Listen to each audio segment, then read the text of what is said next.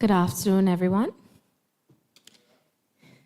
To our panelists, Dr. Stephen Fletcher, our CEO of the agency, Mr. Thomas Anthony, Ms. Nisha McIntyre, committee members, IMA Grenada staff, members of the audience, good afternoon. My name is Rhea Burke. I am the Marketing and Communications Officer at the agency, and I will be the moderator for this afternoon.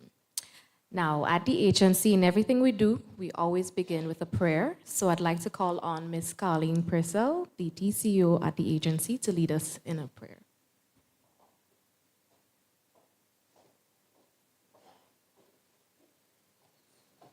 Yes, thank you. Stand, please.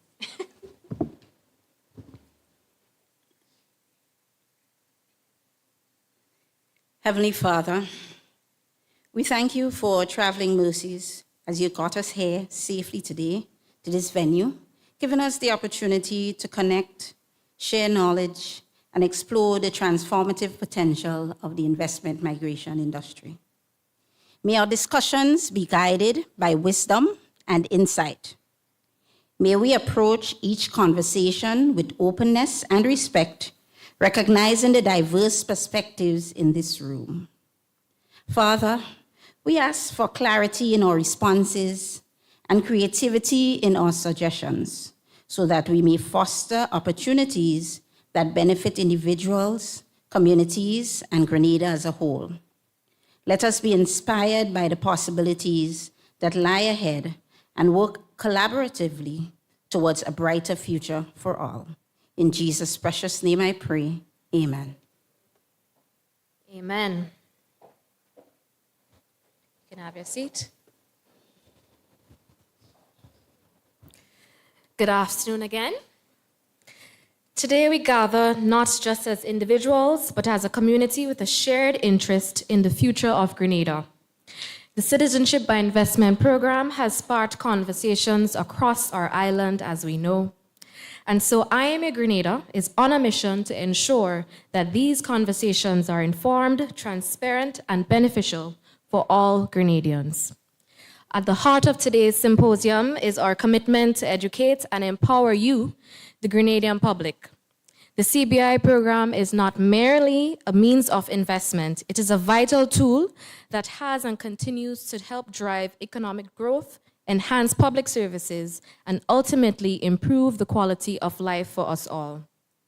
Through the funds generated by this program, we've been able to invest in our infrastructure, education, healthcare, and so much more. We are so grateful to see all of your faces here this afternoon, and those of you joining online. We know you have so many options with what to do with your afternoons, and so we're grateful for joining us here this afternoon. To start off this afternoon's session will be our CEO, Mr. Thomas Anthony.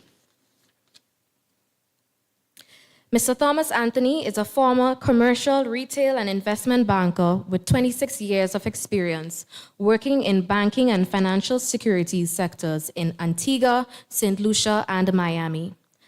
Thomas served in various roles to include financial advisor to wealth manager.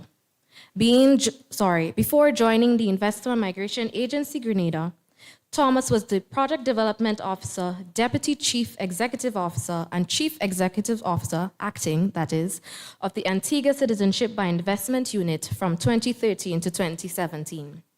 Thomas was Global Head, ICV, at Exeger, a global governance, risk, and compliance firm until 2018. He has published multiple articles which cover a range of topics in the investment migration space and is a prominent speaker in this area. He is also a certified financial crime specialist, an accredited director, a member of the Chartered Institute of Bankers, and fellow of the Investment Migration Council. Mr. Anthony previously served as the CEO of our program from 2018 to 2019 and is now currently our CEO once again. We'd like to welcome Mr. Anthony to the podium.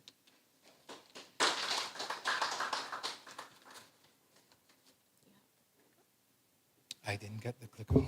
Good afternoon, everyone. Thank you, Rhea, for that introduction. Special thank you for those of you who journeyed to be here with us in person.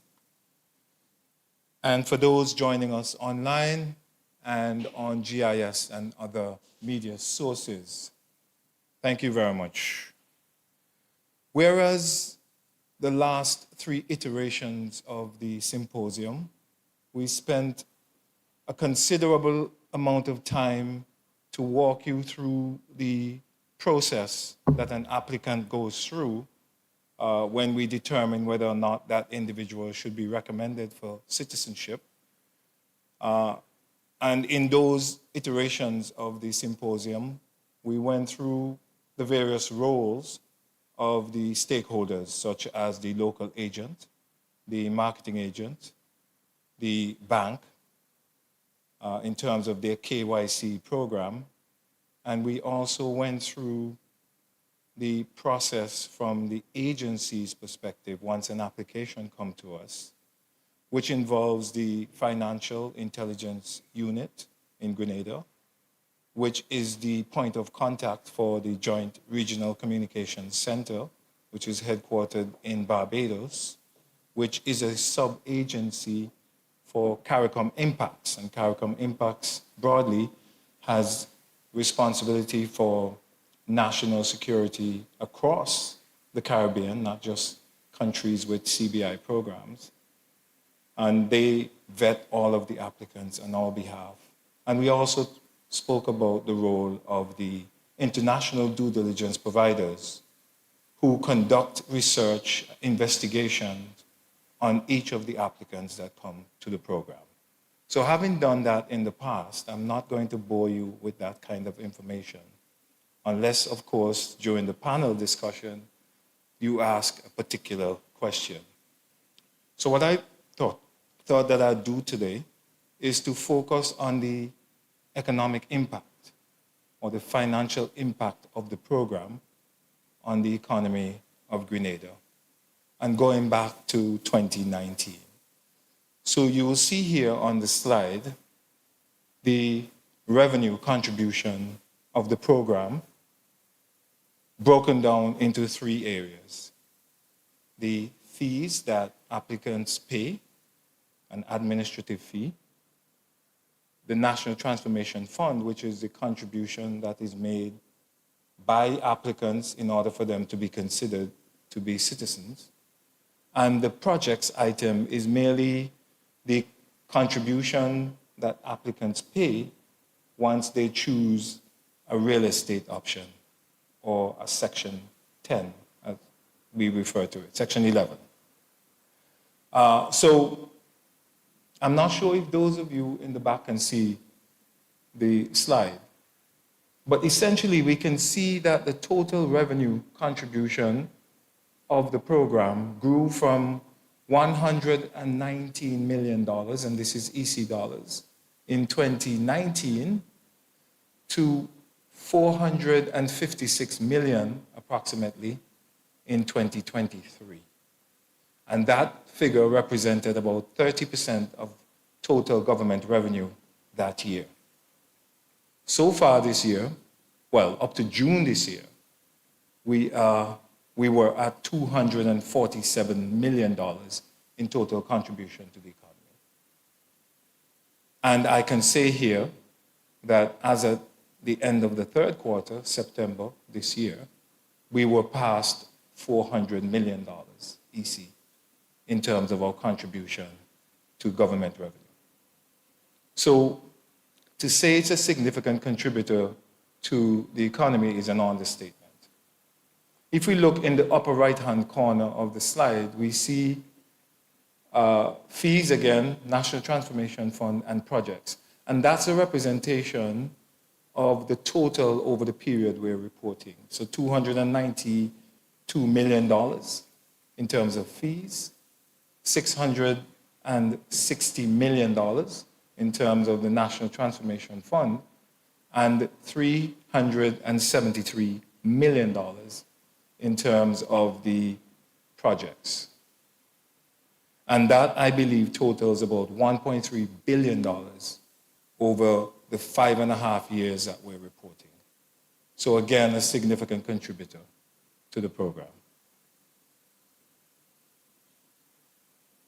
And for 2024 thus far, our contribution to total government revenue is 37%, which is represented on the lower left-hand corner of the slide. Now here I just want to talk a little bit about the broader contribution rather than just direct investment. And if I go back here for a minute, these numbers do not include the investment to projects. That's a separate number. So the projects like Six Senses, Intercontinental, the Beach House by Silver Sands, those are contributions in addition to these numbers. This is just direct revenue to government. And here we wanted to talk about a little bit about some of the broader impact, and here more specifically about employment. So the Grenada Cooperative Bank, they have a dedicated team looking at CBI applicants. And so the employment of those individuals in that team is solely dedicated to the CBI component of Grenada Cooperative Bank's structure. In the IMA Grenada agency, we employ 30 individuals. So that's, again, direct employment as a result of having a program. And then we have stakeholders, local agents. There are 20 or so of them, 21 I believe, and they employ individuals to help them to process these applications. Again, that's direct employment as a result of having the program. Then there are 3 marketing agents, Nisha being one, who are locals, and they also employ individuals. So again, direct employment. But going broader than that, we have the projects, right? So in the case of Six Senses, there are more than 200 people employed in the operational phase of Six Senses. Now it has been opened. During construction, there were more than 150 people employed. At Intercontinental, there are, I'm told, 150 individuals employed in the construction phase. And there will be employment again in the operational phase of the project. Beach houses, similarly, there was employment during the construction of the hotel plant, and there is now employment in the operational phase of the project. And we can talk more specifically, if you wish, once we go to the Q&A session. But really just broadly to give you an idea of the contribution of the program to the economy. This here is a list of some of the completed projects. And the point at Petit Calavini, solely from CBI investments. So too was the Hideaway Apartments. Beach House by Silver Sands, fully funded by CBI investment. Six Senses, as we know, recently opened, fully funded by CBI investment. And there's St. David's Agro, which is also a smaller, locally owned project in the St. David's area. On stream is the Intercontinental Hotel, which is under construction, the Grenada National Resort, which is in the north of the island, the Hartman Project, and recently back in the CBI space is the Kowana Bay property. So if you recall, that was lingering for some period of time. Government made the decision to reacquire the property, and now that property has been leased to the Silver Sands Group, and that project is going to be funded on the CBI, and I believe the target opening is 2027. Don't quote me on that. And here, we wanted to talk about the contribution, the room count contribution under the program. So currently, we are told that 8% of the rooms currently available in Grenada, which the total room count is 2676, 8% of those were funded on the CBI. But the projected, including Heng Cheng, Intercontinental, Kawana Bay, and others, is forecast to become 44% of the room count under the CBI. Now, my own view of this is because this is growing in a significant way because conventional financing for hotel properties has dried up in the region. That has been the case for more than 2 decades. And so the only way we're getting major hotel plants is through CBI, the CBI program. And we see that represented by the growth in the room count from 8% currently to 44% by 2030.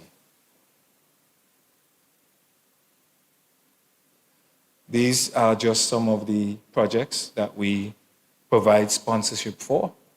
There are 14 projects in total, and we've just named some here. And I think you'll see the common thread here is the youth development and education. So we have the Rainbow City All-Star Cultural Development, Intercol Games, that I understand is a big deal for Grenada. I'm getting to understand that. But I'm not coming from a culture where sports and school sports in particular is such a big item. But I'm developing an appreciation for it, having been here going on my 2nd year.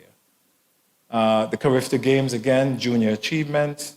The Pan Association, so we allocated funds for 4 of the unsponsored bands to ensure that they were able to enter the competition by allowing them to purchase instruments and provide training to their members. The Chess Federation, they just returned. They represented Grenada well. We contributed to their cost to get them to the Chess Olympiad. And as I said, they represented Grenada well. And I'm not sure I'm saying this correctly, but IMA Grenada also is a contributor to SPIO. A DCEO, did I get that right? Yes.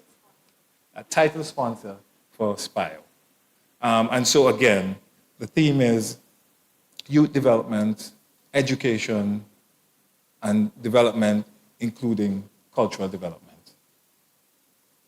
And these, I must say, are part of the agency's budget. It is not coming from central government. It's not coming from the National Transformation Fund investment from applicants. It is part of the IMA's annual budget, so operational budget we allocate to make these contributions. And I see that that's all Madam Master of Ceremony has for me. So I didn't want to spend a lot of time talking to you. I prefer that we spend the time having dialogue. And so I thank you very much for your attention, and I look forward to the Q&A section of the program. Thank you. Thank you, Mr. Anthony, for going straight deep dive into the benefits of the CBI program. I'm sure some of us here didn't know about some of these benefits. And as I say, if you didn't know, now you know. So moving on now to Ms. Nisha McIntyre, marketing agent. Nisha's company is the My Grenada Solutions. You would notice that Mrs. Afi Ventuve de Vega was publicized to be here. However, unfortunately, she cannot be here with us this afternoon. Nisha has graciously agreed to be with us. Thank you so much, Nisha. Nisha McIntyre is a certified innovation specialist and marketing communication strategist with a penchant for human-centric design and methodologies. Jesus, methodologies. My bad. Oh, God. Her experience as a marketer has been impactful in the academia, destination tourism, and investment migration industries. Her case study on solutionism at Fortune 500 companies was a mainstay of the Solutions Marketing MBA syllabus at Holt International Business School, while her role as the local consultant for ICN Artea in the diagnostic assessment of Grenada's tourism industry facilitated the 2022 development of the National Sustainable Tourism Development Plan for Grenada. Since 2016, she has focused on the strategic development of Grenada's citizenship by investment programs, firstly in Dominica and now in Grenada, where she serves as the managing director of My Grenada Solutions, Inc., a licensed marketing agent for Grenada's citizenship by investment program. Prior to her entry into the investment migration industry, she served as the head of the marketing for the Americas at the Grenada Tourism Authority, overseeing successful marketing campaigns for Grenada's largest source markets, as well as the introduction of JetBlue's non-stop service to Grenada. Thank you, Nisha. A proud Grenadian, she currently sits at the head of marketing on the board of Reach Within, a non-profit organization committed to helping children and youth in Grenada's care homes overcome childhood trauma and transition into healthy adults. We welcome Ms. Nisha McIntyre.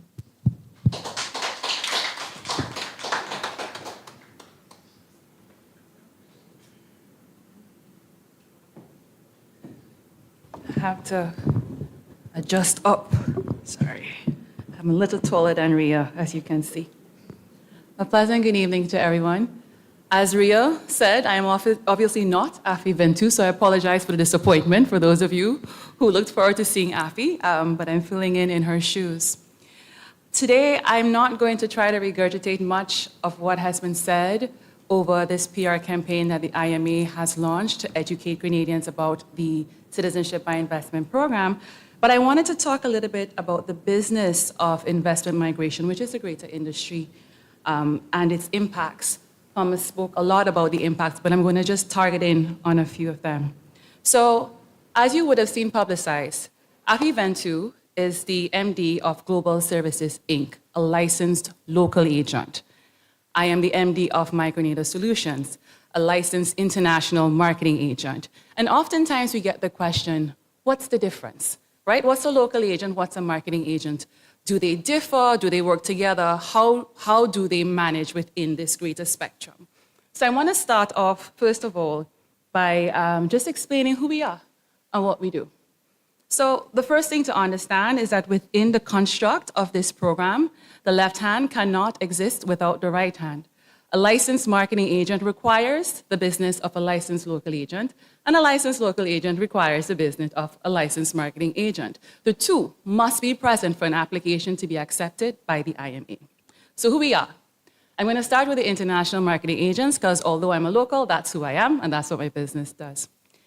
The Investment Migration Agency licenses entities, companies around the world to basically bring awareness of Grenada's program to the greater marketplace, to attract investors for its programs and ultimately help these investors prepare their applications for the program.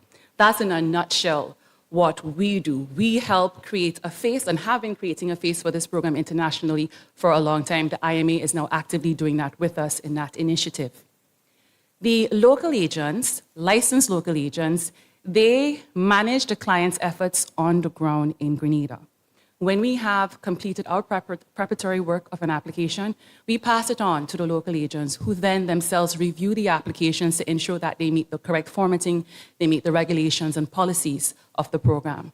The local agent is the entity that interacts with the escrow bank and manages the financial process of the applications, because in Grenada, our first point of contact within the program is to submit the documents to the escrow bank, Grenada Cooperative Bank, and they assess our applicants to indicate whether or not they feel comfortable accepting their funds.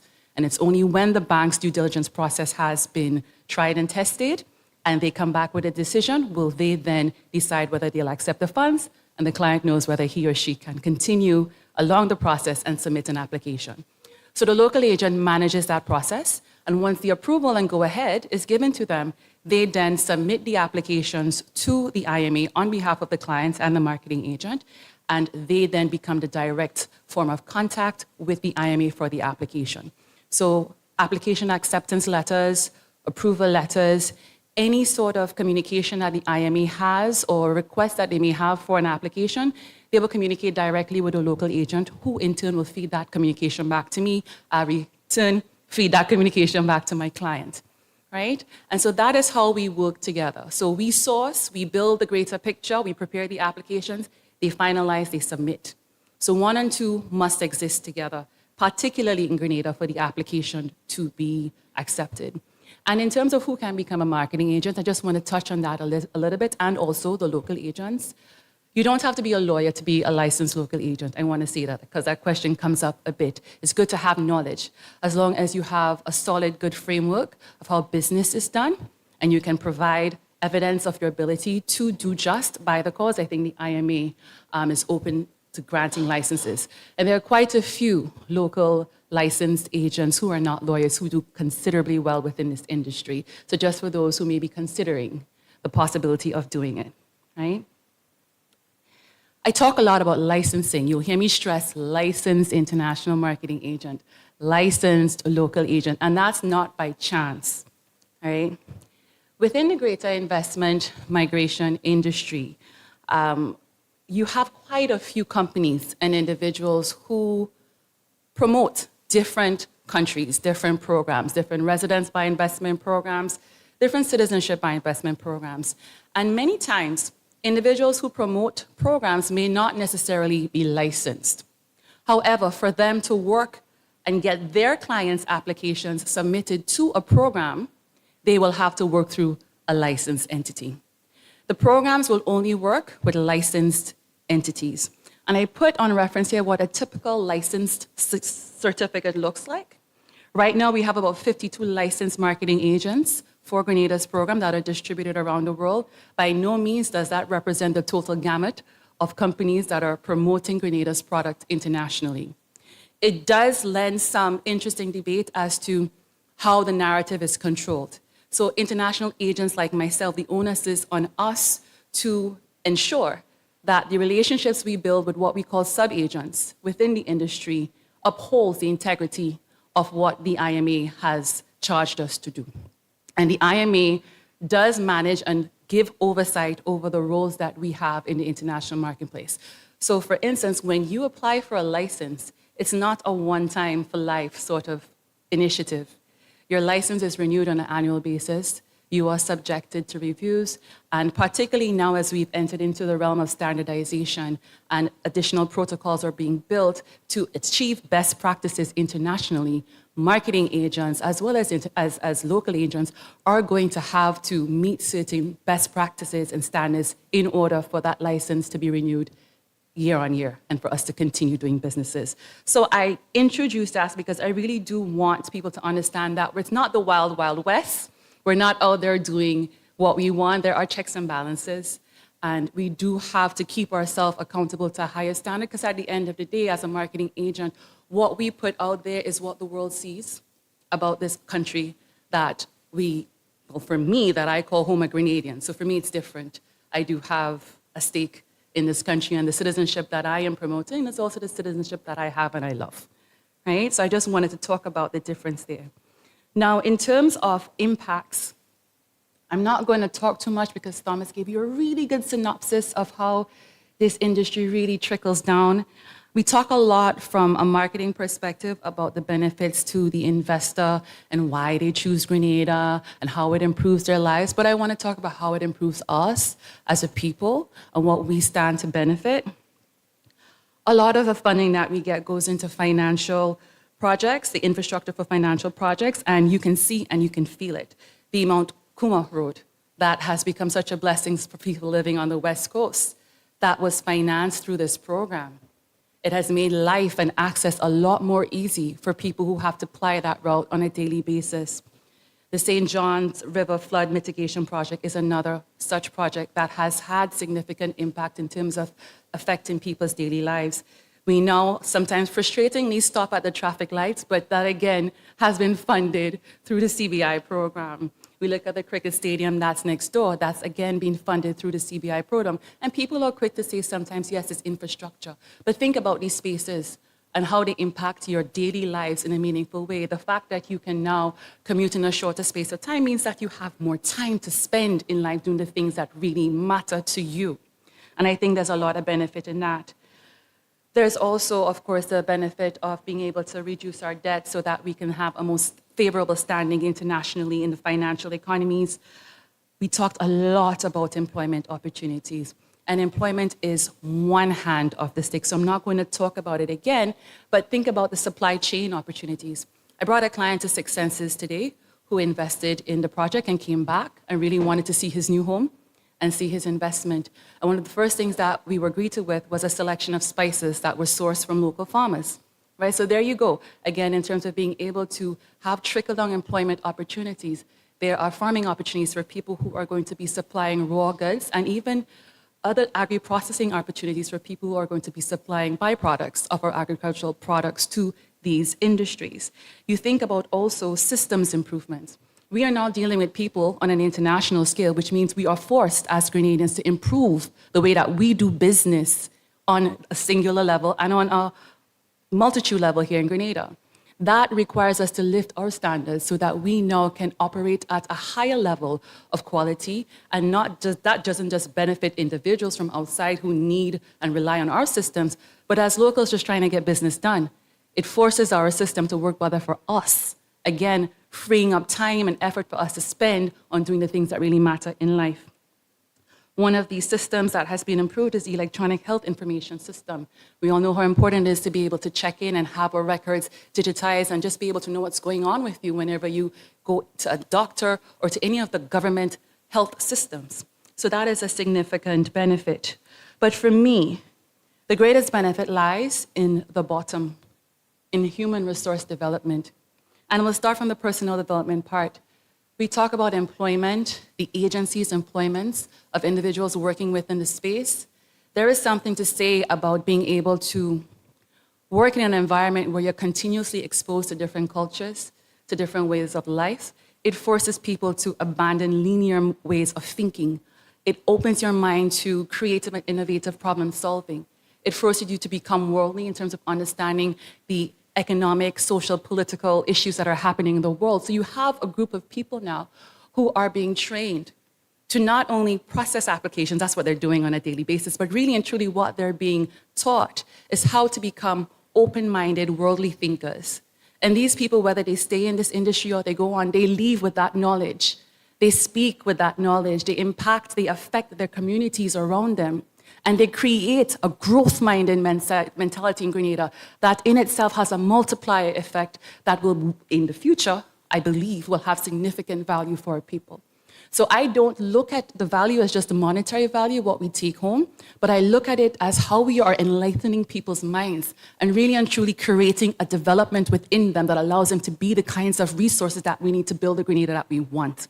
And that is what CBI does. The Empower program, I'm going to leave with that one, and the Culture and Creative Industries Development Fund. Empower is a program that was developed and run by the Youth Development, and it helps young men who have been a bit unfortunate in life. It empowers them to learn personal development skills, start their own businesses, and that is all being funded through CBI. Again, meaningful ways of helping develop the seed of our nation so that they can then go out and empower themselves and empower other individuals through the work that they're going to do. The creative industry, we talk a lot about it. That fund now empowers creatives, I'm one myself, that has the ability to tap into the resources that have been so hard to get a hold of to develop their crafts.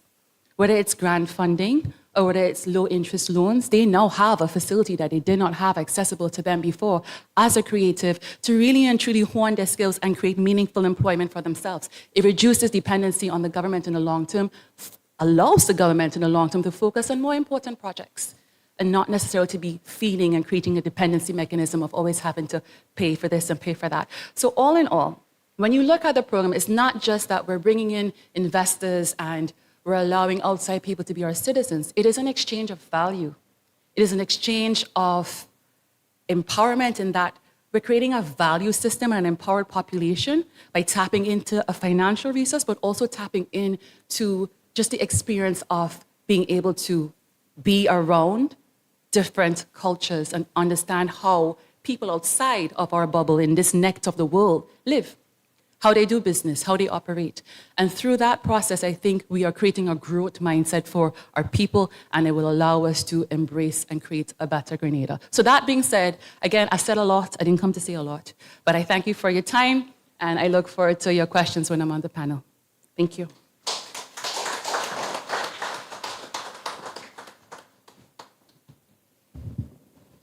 You said a lot, but we appreciated the a lot, Nisha.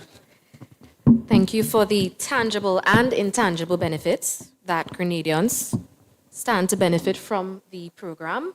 Also, even more so, you broke down how Grenadians can become licensed local and marketing agents, which if persons want to have more information about that, can go to our website, www.imagrenada.gd. That's www.imagrenada.gd if you require more information on how to become a licensed agent.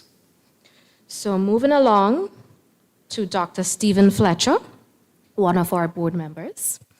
Dr. Stephen Fletcher is an accomplished, multi-talented academic and practitioner serving the public, private, and non-governmental sectors.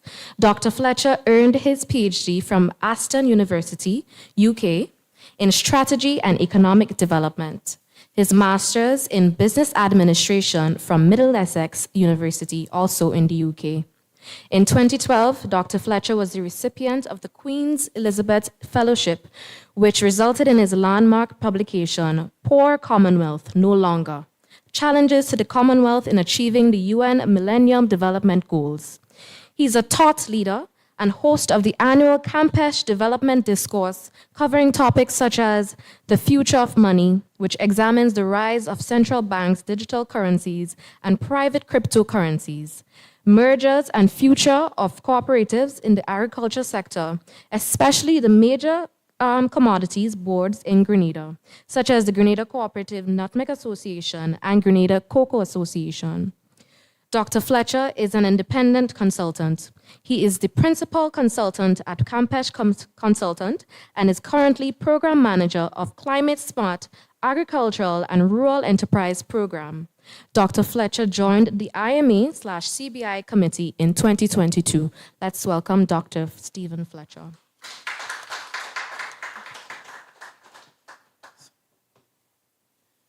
Okay, good afternoon. Thank you. Thank you very much. Before I make my substantial points, I just want to do two things. One, make a correction, and secondly, to pay a compliment. The 2012 should be 2006. So there might be a typo there, I believe. That's when I got the Queen Elizabeth Fellowship and published this Poor Commonwealth No Longer. So that was a historical document. Secondly, I want to compliment Ms. McIntyre. Thank you very much. I was going to add my student in whom I am well pleased. In whom I am well pleased indeed. I think I taught you marketing as one of the courses. So my former student in whom I'm well pleased. Colleagues, IMA, persons present here, persons online, let me thank you very much for this opportunity to share this afternoon on this important journey of the IMA and certainly the resources that we have been able to acquire, to obtain, and the uses for which these resources have been placed. My former colleagues, the CEO, Thomas, and certainly Ms. McIntyre, have provided in-depth, on-the-ground specifics on how some of these resources have been used. And it is important for us to reflect on this, because the narratives and the debates regarding IMA and CBI abounds, from local discussions to international discussions, to regional discussions. It is an international arena in which there are multiple players, and players of all types, sizes, and kinds. So it is an issue that we need to ventilate. And certainly what we have embarked upon which started over probably 6 months or so ago, is really an attempt to get us to understand fundamentally what this new area of revenue generation, of investment, what it means for us as a people. I will want to state the following, that like most other economic sectors in any country, the IMA, former CBI, is what it represents for us.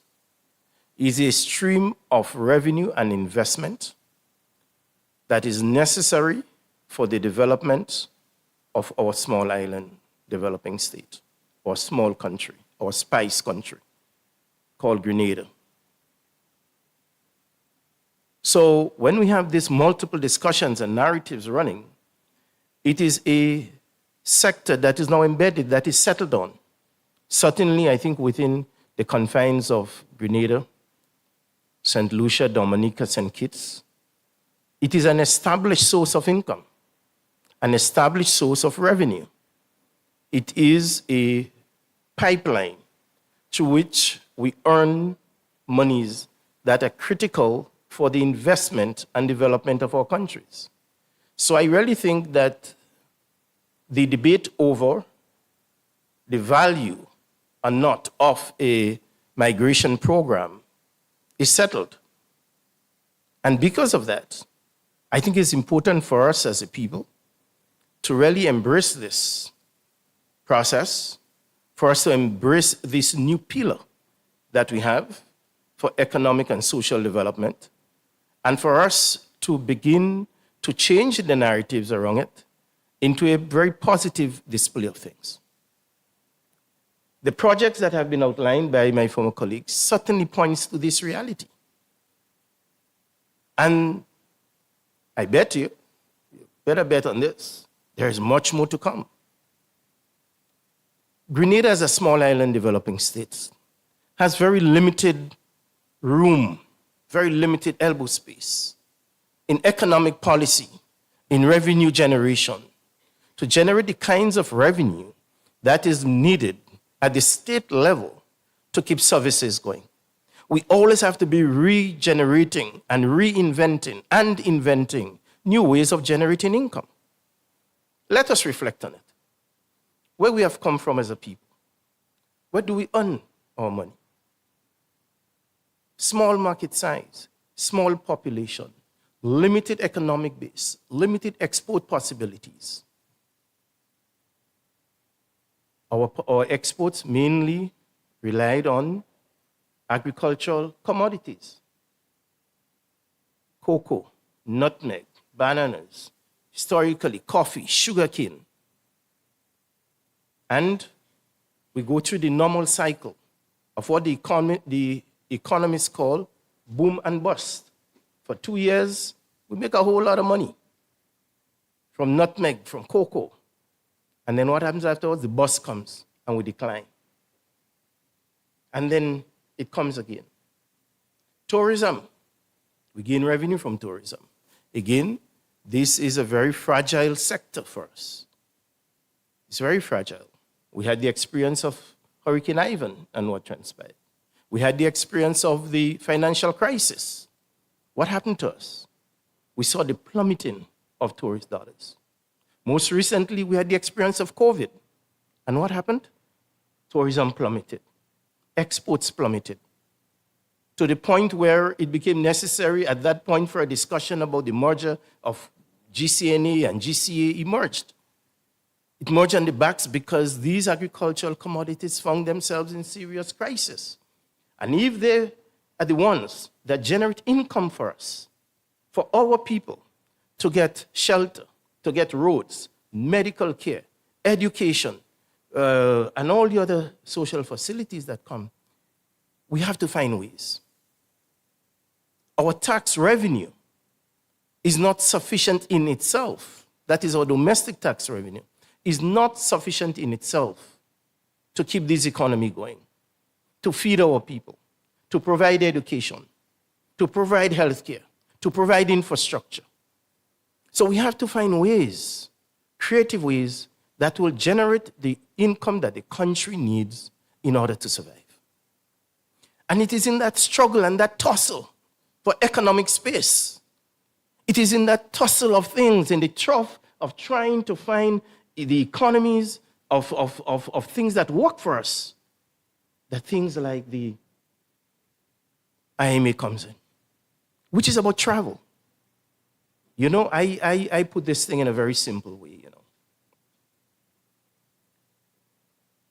Years ago, and in the general traverse of things, I think, you know, first set of IMA sessions, I think the chairman went through this whole year, and yourself, CEO, about the advent of, you know, global mobility, how it happens. So mankind have been traveling around the world for a long time. But you know the privilege that we have in this country? To a large extent, and we are traveling people. You go all over the world to find us. It is said there are more Grenadians of second and third generation living outside of this country than we have living internally. And we all, the first generation in particular, paid a price for citizenship. They paid a price. Whether it's by work, whether it's by any other means, we paid a price. But we have a privilege as a small developing country. And you know what that privilege we have? To say to people from all over the world who wishes to enjoy this country, who want to be part of the Grenadian family, who wants to experience life in Grenada, we say to you, if you really want to enjoy this, become a citizen. Become a citizen. We are not in the business of the hustle and tussle of selling passports. We're in the business of providing you with a comfortable space to settle in. And in exchange for that settlement, we say, you know what? Make an investment. Pay to be here. Make an investment to be here. We'll welcome you. We are small, limited land space, but here is the price that you need to pay in order to have that access. But I also want to make this further point, which address some of the issues I know that is in the public space. People say, well, you're selling these hundreds of passports. Where are you going to put these people? Well, the reality is that much of these persons will come, they will enjoy, but may not necessarily have a physical space.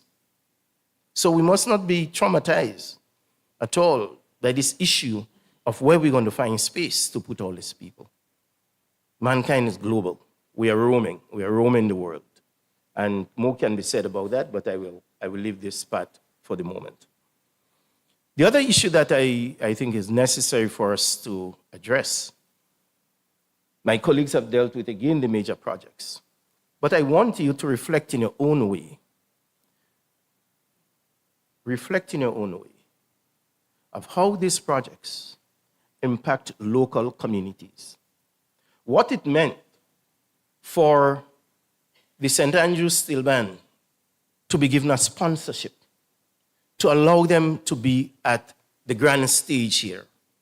This is not just dollars being given out. These are young men and women who we gave the potential and the possibilities to be out there playing pan, creating a talent and a skill for themselves. What it means for the people that worked on the Mount Kuma Road, the shops that align that places, the communities that the workers came from, that at the end of the fortnight, at the end of the month, when they go into those communities to spend their dollar, what it means at that level. The notion that is only few persons making money out of this IMA program is a falsehood that we need to face up to and we need to articulate on.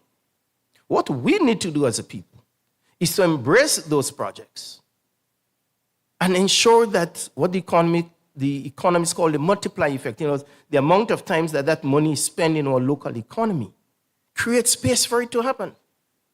But we also need to look at the fact that we as local persons, we must come up with our projects. We must come up with projects that we can bring to the IMA team and says, look, I want these projects to be funded. I admire a gentleman from St. David's. What's the name of that project again? St. David's Agro. who is one of the only, I think, really local person that has IMA funding. Which sector is in? We say it's only tourism, all guys funding real estate and so forth. But he's in the agricultural sector, agro-tourism sector, right? Providing some impetus and catalyst in the agricultural sector. And we have many more that we can talk to. What we want to challenge you tonight is to really find the projects. Find the projects that you can then take to the IMA for discussion, for fleshing out, and for approval. I'm sure the CEO will be well placed to take questions in that regard and to provide some details as to how that can be done. So let us embrace this opportunity that we have. Let us see the revenues that we have shown a while ago. Let us see it as opportunities. These revenues are not revenues in themselves. They are not an end to themselves. What they represent is the possibility and the possibilities that these resources can be used for. And fundamentally, it can be used and ought to be used as a source for transformation and development of this beautiful island. We deserve it. We deserve to find creative ways to generate the revenue that we need, to generate the income that we need, to change lives. So I'm excited about the prospect of the IMA. I'm excited about the revenue generation capability. I'm excited about the fact that in the future, we can see real transformations of the lives of people, not just the infrastructure part of it, but the young men in St. Patrick, in Fore, the young men in Monkridge, in Hermitage, the young men in Guave, on the lands, in Concord, in Marigot, the young people in St. David and St. Andrew and in Carriacou and Petit Martinique. In the same way the revenues from tourism and exports and so on have been used in the past, let us embrace this opportunity. And let us begin to speak to ourselves and to our people and to the world in positive language that will allow us to consolidate this sector as an important sector. It is important, and I'm sure there's room for improvement. In the same way, by the way, there is room for improvement in cocoa and nutmeg exports. In the same way, there is improvement for tourism. There is room for fine-tuning and for developing too. Anyone challenge me and tell me there is no room for improvement in export of cocoa and nutmegs and it's okay, it's nice and dandy. After being exported in the export market for over 70 years. Right?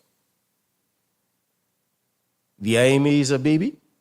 It's growing. I'm sure we have growing pains. We are challenged every day, morning, noon, night, by persons who are challenging the very basis on which this program is run. But we have to stand guard. We have to stand at the gates. And we have to protect it because we know what it means to us. We know what it means to us. And there is enough transparency and accountability, I'm sure, that if you want information on the program, you can find the information. Write into the office. It's published. It is there. The World Bank comes in that looks at it. The IMF, the EU, the United States, Treasury Department, and so on. It's been scrutinized. So there is nothing hanky-panky and funny going on. Please, people, this is our income stream. This is part of our developmental model. We talk development and we want development and so forth. Let us embrace this part of it. It is a settled matter. It is an income stream across the board in this country. And this is what it is. Let's stand at the gates. Let us protect it. Let us fight for it. Let's not give up on it. It is our thing. Let's defend it. Thank you very much.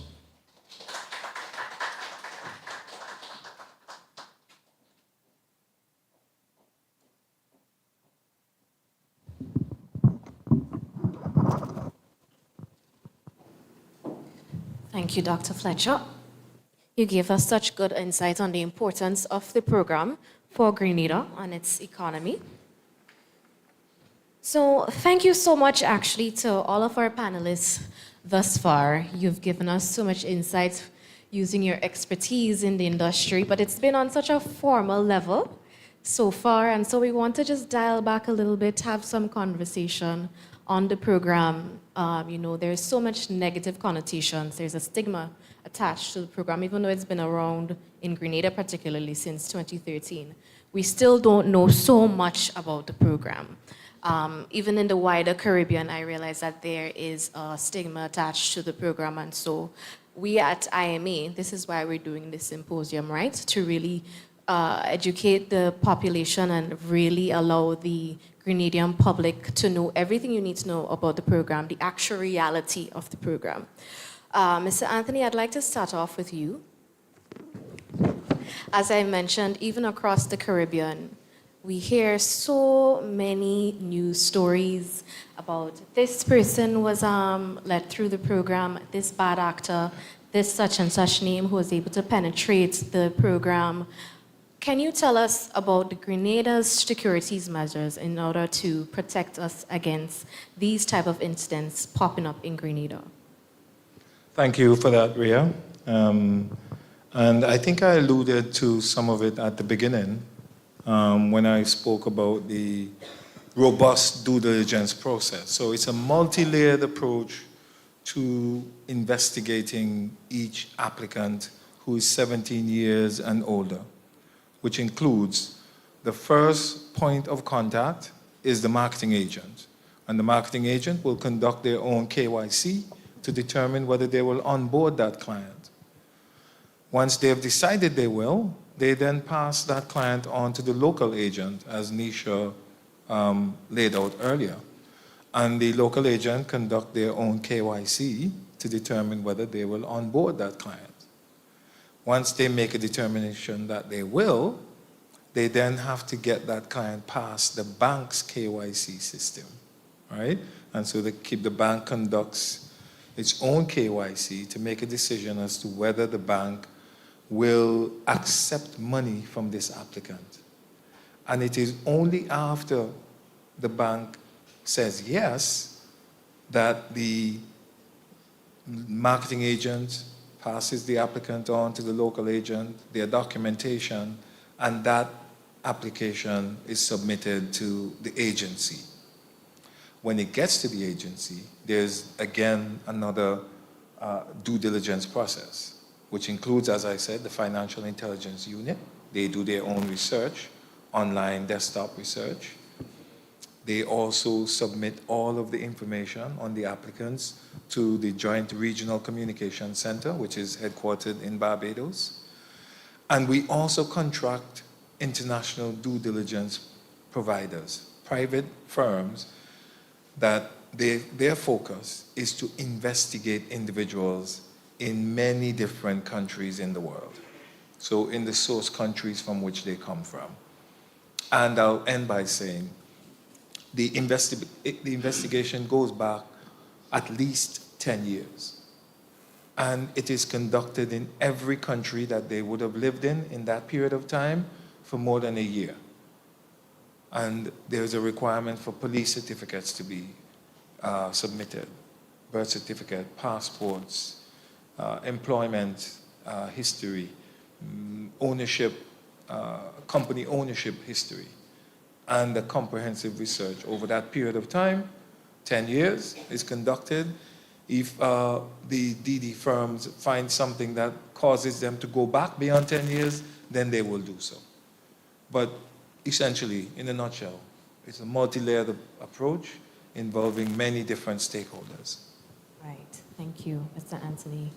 Nisha, you tend to be on the ground. You are the first point of contact for applicants coming into the program.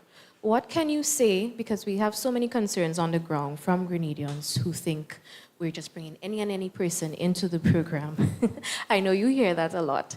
So what can you say of the applicants coming into the program in terms of their intentions, what motivates them, and just the type of actors coming into our program? So what I would say essentially is that the people that I have dealt with have been attracted to Grenada's program for a plethora of different reasons. I mostly get people who are, especially the families, who are trying to secure a better future for their children. There are people who come from countries where they don't feel politically safe. They are just on the brink. They know it's coming, like they know a civil war or something is coming. They want to ensure that there's a plan B option in case things hit the fan, right? There are those who believe that men should not be held to a border. They want to live a very global life. They want to be able to travel, to see the world, to experience all that this world has to give them. And so for those clients, they're not just investing in Grenada citizenship. Those are the kinds of clients that may get a European citizenship, a Caribbean citizenship, another citizenship, because they want to ensure that the world is at their fingertips. There are those who want to travel a little bit more easier. They probably want to travel because maybe they have health complications, and it's always challenging to have to wait on a visa to travel externally from their home countries to see a doctor. There are those who feel that their children are stigmatized because of their nationality, and again, they want to ensure that their kids can get into good schools, and so they will make that investment. For business people who are also doing cross-border transactions, access to Grenada's travel privileges, particularly those who do business with China, becomes very helpful, because as you may know, we all have visa-free access to China as a destination. And so for those who transact business, they take advantage of that. So for me, I get a lot of I want a second home. I want a second home in a safe destination, and this could be my plan B. So those are the ones that tend to come here sometimes. They look around, they might create a nexus, they may buy property, they may send their children to SGU. There are those who do business. And I would like to say that most of the clients that I interact with, they actually do come to Grenada. They want to see their home. And those are the ones that I like to deal with. From time to time, you do get unsavory characters. But again, the onus is on us as marketing agents to make that determination of who we move forward with and who we don't move forward with. And for me as a Grenadian, it's important that the client that I'm moving forward with does not compromise my business, but also does not compromise the same citizenship that I have.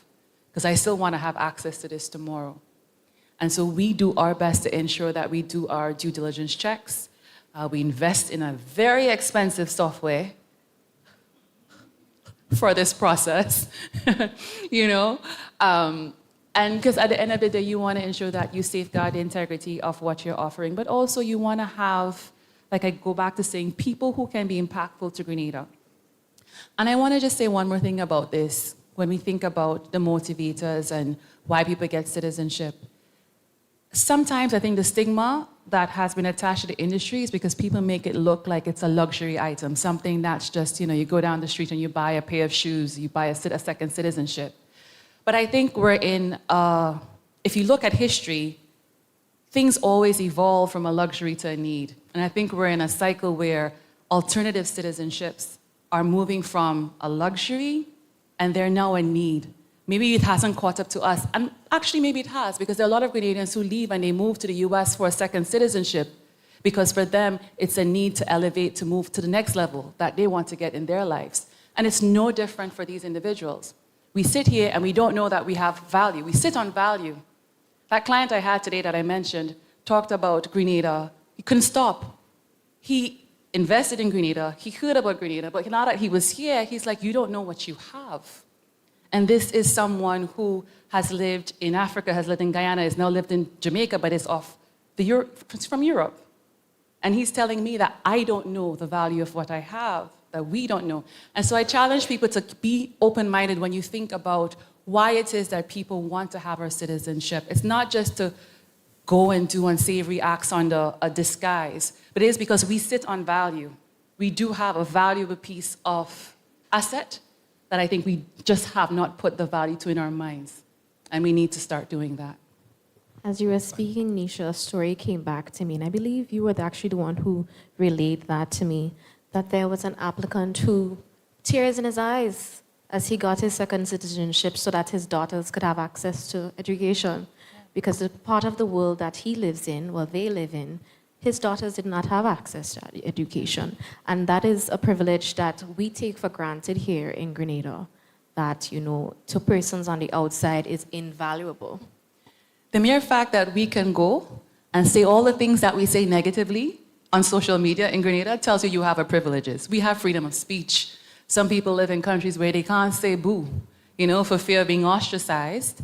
And so you need to sit back and think about that. A lot of us sleep, our doors are unlocked. There's a safety issue. We have good quality education. We have the best air. We're one of 7 countries in the world with the best air. That tells you about just how people look at us from a health perspective. Yes, we have challenges with our medical care, but just our natural vegetation, our natural island as a whole is a health therapy for some people, depending on where they come from. So I challenge us to look beyond. We may not have the conventional luxuries that you will see in first world nations, but there is true value here, and there's true value to what we have as citizens. Thank you, Nisha. Moving along, if we were to just touch on the NTF, the National Transformation Fund, and this is actually one of the avenues of investment under the program. Dr. Fletcher, we hear a lot from Grenadians coming to the office. Why doesn't the agency allocate money here? Or why doesn't the agency put some money in this or into that? Can you tell us about the level of autonomy or the level of influence that the agency has over the allocation of these funds? Do we have any influence at all? Thank you very much. Very useful question. I think a very, very important one as well. The IMA basically has no autonomy whatsoever on the allocation of funds at the NTF, National Transformation Fund. Basically, these are funds that goes to the government, and the government in its wisdom decides on how to allocate those funds between projects. So financing of the second phase of the general hospital, the financing of roads, of various things, that is within the realm of the government of Grenada. The IMA is not involved in that. What we are involved in, as indicated before, is things like sponsorships, the kind of corporate, things that we will do, and such. Like within our budget, within the IMA budget, there are allocations that we make to help education, to support education initiatives, cultural initiatives, and so forth. But in terms of the NTF and the use of those funds at the national level, this is within the realm of government. Yeah. Thank you so much for that clarification, Dr. Fletcher. So at this point, we'd like to open the floor for questions. I know it's getting down to a late point now. It's about to be almost 7 o'clock. So if anyone from the audience has any questions, don't be shy.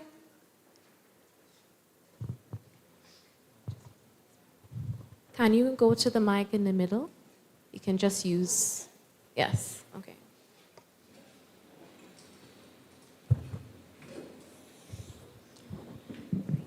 Thank you very much. I want to begin by congratulating each one of you panelists for so very eloquently articulating the program and making it much clearer. For me, I've learned a lot, and I have much more information than I had before. I am very impressed with what I hear, what I saw, in terms of the projects that are funded under CBI. I've seen the 6 Senses and the Beach House and Intercontinental, I believe, is one of those. And then we have the lone Grenadian St. David's Agro. And my question is, as a local investor, if we have anyone here has an interest in getting into the program as a local investor, whether it be agri-processing or real estate, what are the steps should we follow? And are there any special provisions for local investors that are being contemplated or are presently available? That is indeed a timely and excellent question. Thank you for that. So at the moment, there is no special carve-out for local projects. But I'm happy to report that a subcommittee of the board, the committee, led by Dr. Sandiford, did some research, and a paper was written to advocate for, well, beyond advocation, to recommend a special carve-out for locals under the projects component of the program. That recommendation is now before the Ministry of Economic Development, and so I don't want to say too much about it, but it's coming. There is a recommendation. The work is being done to make sure that the legal piece is covered, an SRO, by way of regulation. And we expect that that's going to happen before the end of the year. So by the time we come back to the next symposium, we'll be able to give you details of how that will, what that encompasses. So essentially, we're looking at reduced fees for becoming an approved developer. We're looking at a smaller capital that you can raise under the program. We're looking at whether we insist on the 20% equity that's required for tourism projects, those kinds of things. So there's a comprehensive paper recommendation. It's being reviewed by the ministry, by Economic Development Ministry, and as I said, it should be rolled out before the end of the year. Thank you, Mr. Anthony. Do we have any other questions? Oh, and sorry, the process to apply. We have a young lady in the audience here, a very competent young lady, Arlene Hayes. She's what's called our project coordinator. And it is through Arlene that you will table an application to be considered an approved developer. Before doing so, you can sit with her and she will take you through the process, what the expectations are, what the requirements are. So feel free to call into the agency and we can make an appointment for anyone to have an audience with Ms. Hayes. DCO, you wanted to comment? Yes, I just want to add here as well that we have other local, successful local projects. Pointe à Petite, Calavini is another, Hideaway, another, and we also have, so those are the three, right? So we have 2 other completed local projects, yeah? Thanks for that. All right. Good evening, everybody. I'm too must join with Ms. Andel and see how impressed I am with the quality of presentation and clearing up some of the misconceptions that I've had over the years. But I must ask a couple questions because it's in my nature to. I notice there's a somewhat higher concentration or focus in the southeast to the southern part of the country in terms of the investment projects. Do the applicants, is there a body that would see that, okay, we need to kind of diversify and expand beyond that region to have probably some rural development take place in the St. Andrew area in particular, probably in the agricultural sector, in the agritourism sector, kind of? Is there a body responsible for vetting and kind of guiding the applicants to move into a particular direction? Currently, that is not the case. What has happened historically is a developer would come to the agency with an application, with a proposal for a project. And you would know largely that the tourism sector is located in St. George, right, on this side of the island. So we've been largely just allowing or waiting for developers, for investors to come to us with a project idea. One of the things we've been talking about to change that is for a multi-agency, multi-department approach to, one, identifying the areas of the economy that we'd like to see the funds flow into, and then secondly, to create project documents to fund the kind of projects that we want to fund under the program, and then we go shopping for a private sector partner. Yeah, so you'll see that coming down the pipe.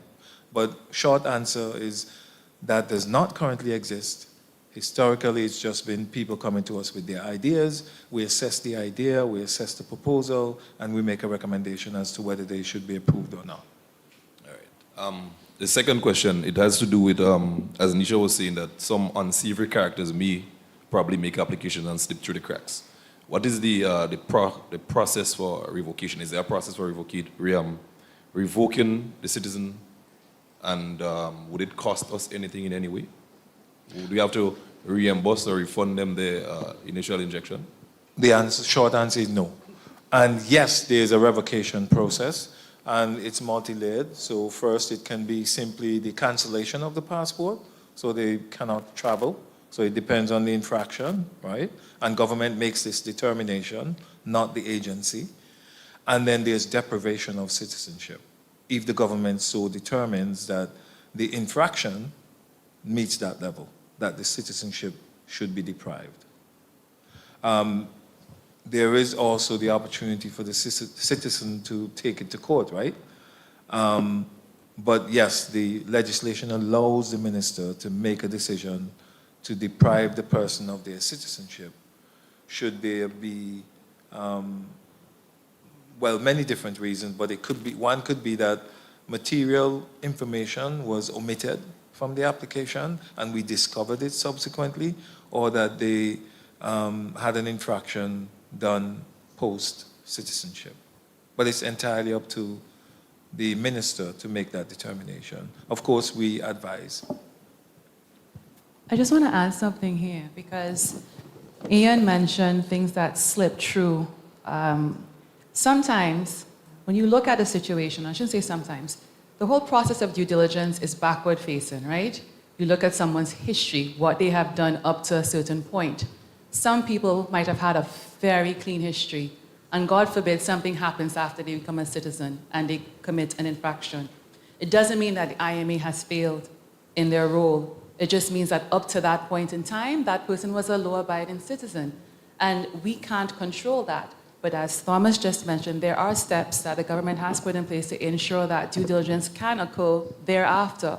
So if it does mean, like you said, disqualification, revocation, that can ensue. But I just want to drive home the fact that sometimes when you see these situations come into the fore, it's not necessarily that a government or an investment migration agency didn't do their job or that the due diligence providers didn't do their job. Sometimes it's just that some people were good people up until that time and didn't have an opportunity present to them as it has post becoming a citizen. That's a really good point Yeah. you make, Nisha, in that there is continuous monitoring of the applicants even after they become citizens. So there's continuous monitoring by our international due diligence providers, but there's, importantly, continuous monitoring by the Joint Regional Communication Center, and they will update us periodically if something changes. And then we can make a decision as to whether we should deprive the individual of citizenship. One really good case in point is sanctions, right? We operate in a really dynamic sanctions environment as it relates to the war in Ukraine. And so today someone may not be on the international sanctions list who is a Russian or Belarusian, but tomorrow some member of the international community decide that they should be on the sanctions list. And we need to have the opportunity to make a decision that should they become a sanctioned person, that we deprive the citizenship. All right. If I may, Madam Facilitator, just pop in here on the two issues again. I think Ian raised two very critical issues that I want to lay in on. One is the issue of the rural or the urban drift in terms of the investments occurring there. Rest assured, as one of the hats I wear is that of the head of the Rural Development Unit.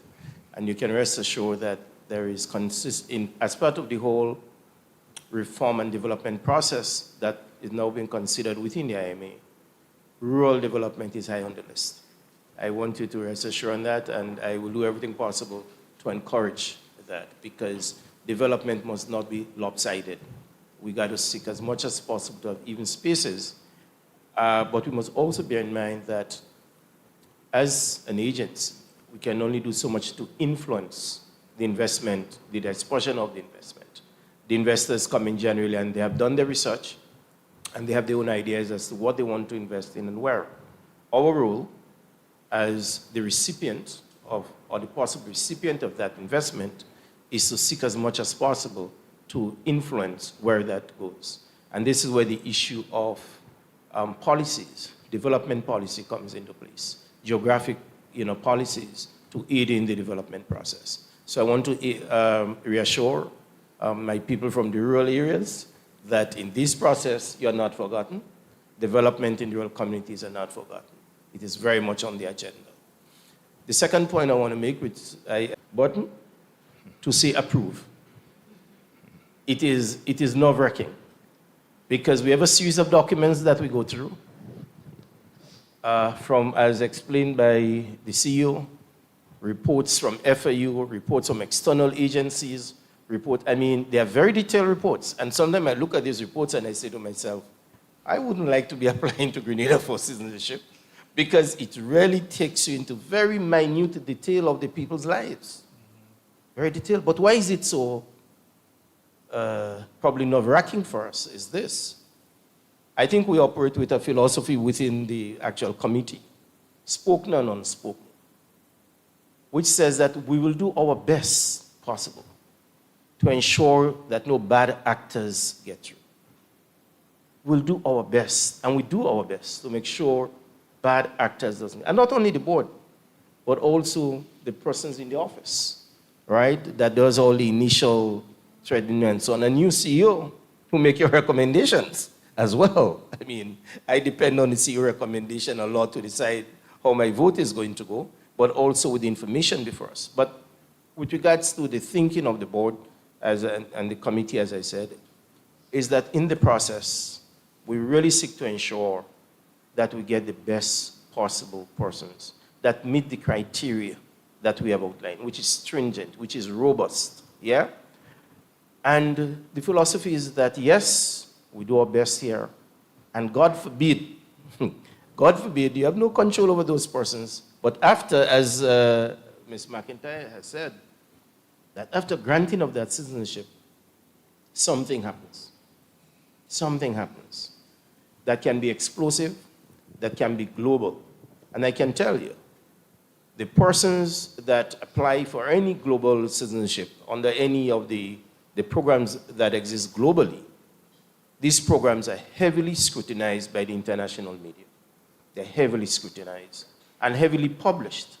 Articles abound every day on these matters. So I want to assure Grenadians here and abroad, persons online and so forth, that we really do our best, and we are doing our best to make sure we protect the name, image, and sanctity of this country. Thank you very much. Thank you, Dr. Fletcher. We have another question on the floor. Yeah, hi, good evening.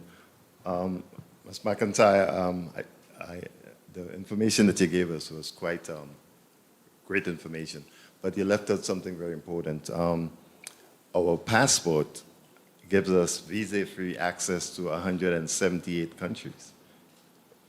I know you know that, right? That it's, so people, there are a lot of countries that people are unable to travel. They only have, you may be from like Nigeria or Pakistan, and you only have access to like 64 countries to travel visa-free or something like that.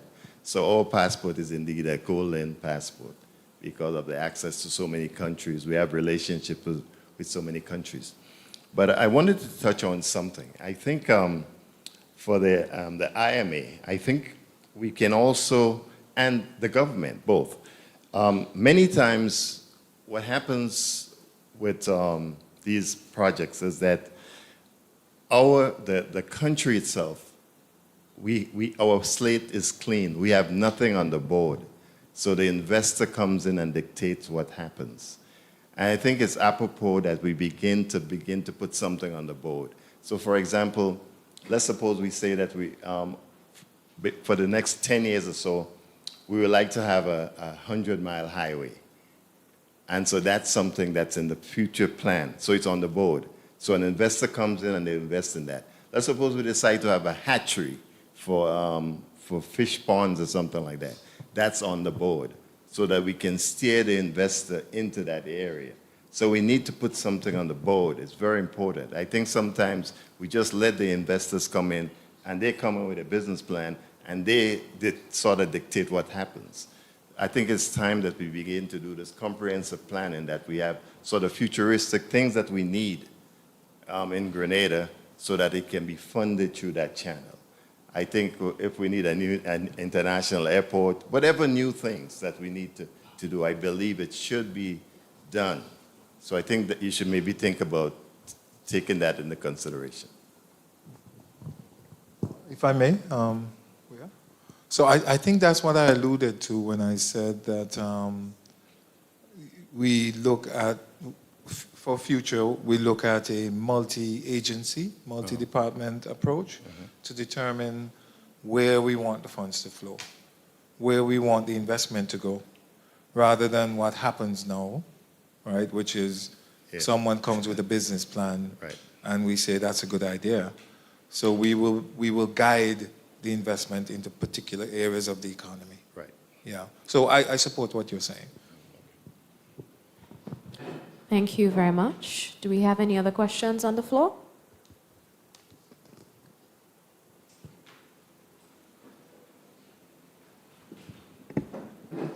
So good evening. Thank you very much for all the information that has been shared. So I'll give some context and then I'll go into the question. So recently I've been doing lots of research on investment migration. And one of the trends in the industry is that of post-migration services. I know we're 10 years into our program and we're still in defense mode. We're spending lots of energies educating people to defend what we have. But the industry is growing, and so we need to keep up with the pace at which the industry is growing, and definitely the demand for second citizenship. So my question is the IMA considering post-migration services and opening opportunities for Grenadians to have businesses in the post-migration services? So for example, post-migration services include educational services, because second citizens are looking for educational services. They're looking for business opportunities in their second home countries. So that's an area that is where the industry is expanding to. So what are we doing so that we can tap into these opportunities while at the same time continuing to educate on what the program has done for us so far? Thank you. Well-researched question, I think. And I think I'll start by saying that we are here in terms of defensive mode because for 9.5 years, we didn't interact with the community in terms of the program. And we left that space for people to invent their own ideas of how the program works. And so this is why the committee and the agency made a decision to start engaging with the community in terms of the program, to demystify and to counter the misinformation. So I agree with you, we should not be at this stage, but unfortunately we are, because we didn't spend time in the early days to lay out the program, the benefits of the program, how the program works.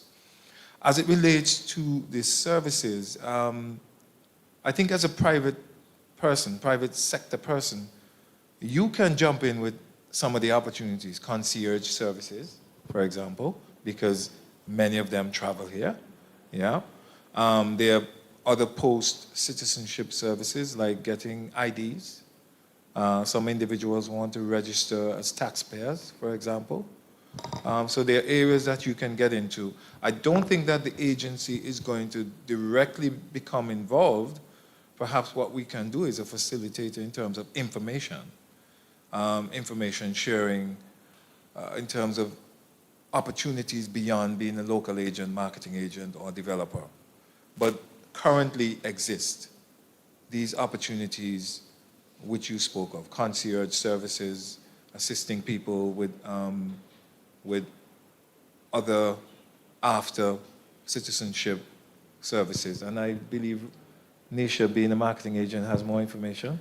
I would say that the industry does exist here because the role that we play with these clients, it doesn't end at citizenship. To me, that's when the relationship really starts to flourish, because as they become true Grenadians and they try to build a nexus with their new home, it does present a need, rightfully, as you mentioned, for additional services. So there is definitely an opportunity for Grenadians to benefit from being able to provide these services to these new investors. A lot of it is done right now through the local agents that would have processed for them. As I am a local-based international marketing agent, I do post-naturalization services. That is part of what I do, because when you form a relationship with a client, sometimes they just feel more comfortable continuing that relationship with us. But I say this to say, we work with partners as well. I can't do everything. So it's about creating the partnership with those entities that you see that are registered on the IMA's website that are locally based, and trying to create synergy. Because there are entities that I would reach out to. If someone needs a home, I'm not in real estate like that. I'm going to reach out, I might call this one right there, and say, well, I have a client that need a property. Tell me what you have, or sometimes they need a place to rent. So you are right. It is an opportunity for Grenadians to earn additional income. And I will beckon anyone here to do the research, get in contact with those entities that do work directly with the investors, and see if there are opportunities for synergies, because the industry is already here in Grenada. So I suggest you give Nisha a call, and perhaps you guys can work something out. I see we have another question on the phone. Good evening, everyone. I would firstly like to thank the panel. I think today's discussion was very illuminating for me, and I really appreciate the way that the impact of investment migration was highlighted and emphasized. So there are concrete ways that we can see it impacting Grenada. I would like to comment, though, because I think that, as just acknowledged by Mr. Anthony, there was sort of a silence for several years from CBI and now IMA.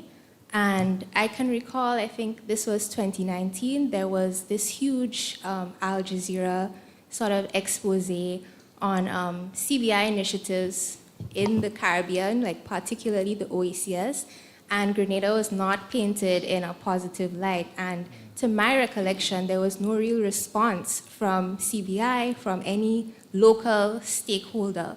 So I think that this initiative is really great in sort of combating and demystifying the whole system. However, I think that I would love to have more involvement from the other players in citizenship by investment. And by that, I mean that IMA is sort of the first step, but there's also a role for immigration, for national security, and even the Ministry of Foreign Affairs. So I think it would be really great if those voices were also included in this kind of discussion.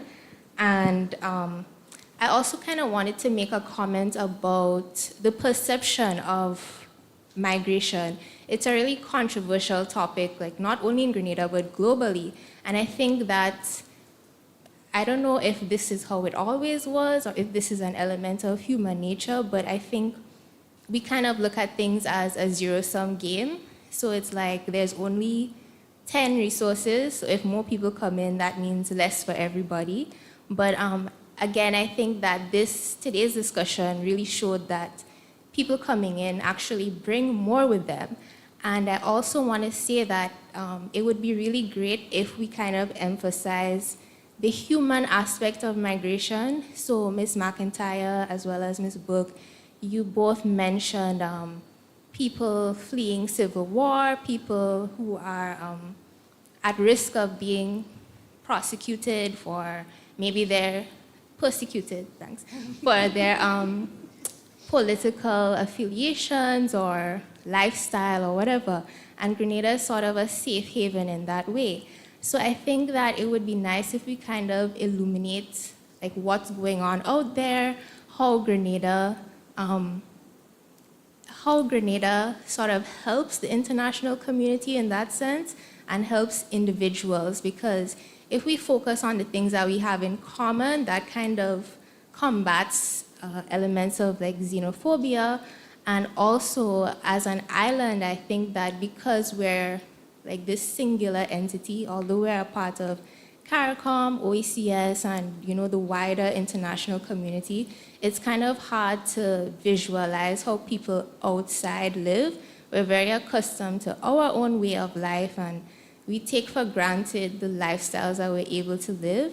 So again, just emphasizing like the human elements and how these people integrate into Grenada, how they benefit Grenada, not only through their investment, but also their culture, their perspective, how diversity is a good thing.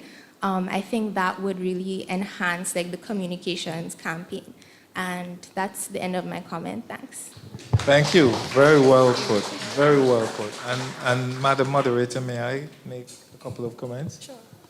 Yes, very well put. Thank you so much for that. And I think you've given the DCO and the Marketing and Communications Officer, Rhea Burke, ideas for the next iteration of the program. Yes, in terms and of the facilitators and the people who should be involved. If So I may, thank you Mr. very much Anthony, for that. on that point, Yeah. we continue to tailor the symposiums as we receive feedback, such as yours, Deidre, actually. So we will actually take this into consideration as we do the next symposium. We've actually changed up today's program based on feedback from the last symposium. Excellent. And also to your point about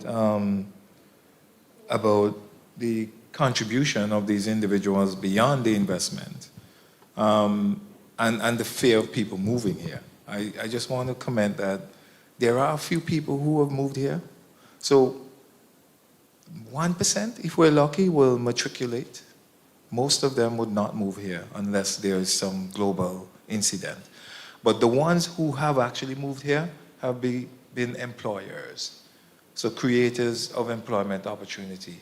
You know, is it spoon and Knife and fork. Knife and fork, excuse me. Grenada Enterprise. Yes. We also have Mount Hartman Bay and I have my team Estate laughing and at me. Villas. Aqua Blue Water. Yes. And so they've come here, yes, they have moved here. But what have they done? They have created employment opportunities for themselves and for locals. So investing beyond the investment to become a citizen. Also, to that point, I want to emphasize that we are creating a diaspora desk, an officer of diaspora affairs. And that is intended to build a relationship with the, for want of a better word, IMA diaspora, so that they can, through this mechanism, learn more about Grenada, learn more about investment opportunities that are beyond becoming a citizen, but also many of them want to participate in terms of philanthropy to make a social impact. And some of them also want to lend their or volunteer their services, their professional services. So they may be a specialist surgeon, for example, and they want to come to the hospital to impart that knowledge, to help train doctors here, free of cost, things like that. So we're creating this office to be able to reach out, build a relationship, and coordinate all of those efforts. Thank you, Mr. Anthony. We have a question from online, Ms. Purcell. No, not really. Been checking. We have lots of persons watching. I think the persons here are doing a very good job in asking those questions, because we haven't seen any of the platforms. Actually, I came here with one purpose: to ask our last speaker, are you looking for employment at the moment? Just thought and lighten the room a little bit. Deidre, Mr. Anthony just spoke of a position that's open. I think you should call Nisha as well. All right, do we have any other questions from the floor? So I'm going to call you out because I see you're not coming up. You're looking back. So as I walked in, I was engaged in a conversation about how the program could benefit local people, local investment opportunities. And I think you laid out a really good case for it. So do you want to share with us your idea? Thank you so much. A pleasant good evening to everybody. Well, let me just say Nisha is my niece, okay? So it's the McIntyres, right? Sorry. All right, I was speaking to Ms. Anthony while we were downstairs about a project that I have, and I think Director, myself and him had a long discussion on this. It is about developing where we can move all of the concentration is on the south of the island. And what we do have is our rural areas not focus on. A typical example, St. Mark's is our poorest village, our poorest parish on the island, but they have lots of opportunity to change the financial landscape of that parish. St. Mark's is noted to have the best quality water in Grenada. We just saw hurricanes, we saw the volcanoes in St. Vincent, we saw all of the activities that have caused our local producers not able to produce enough water for Grenada and for the other islands. We also have a situation where Grenada does not have any juice processing. We lost all that we had in the past. And we have new technologies that we want to do. And I want to know if the IMA has anything in place to be able to make local Grenadians, through the investments that are taking place, let me use the right word, I want to be very fair, millionaires. So we amplifying the investment into our local Grenadians who have the ideas, who have the know-it-all to ensure that we can change the landscape locally. Thank you.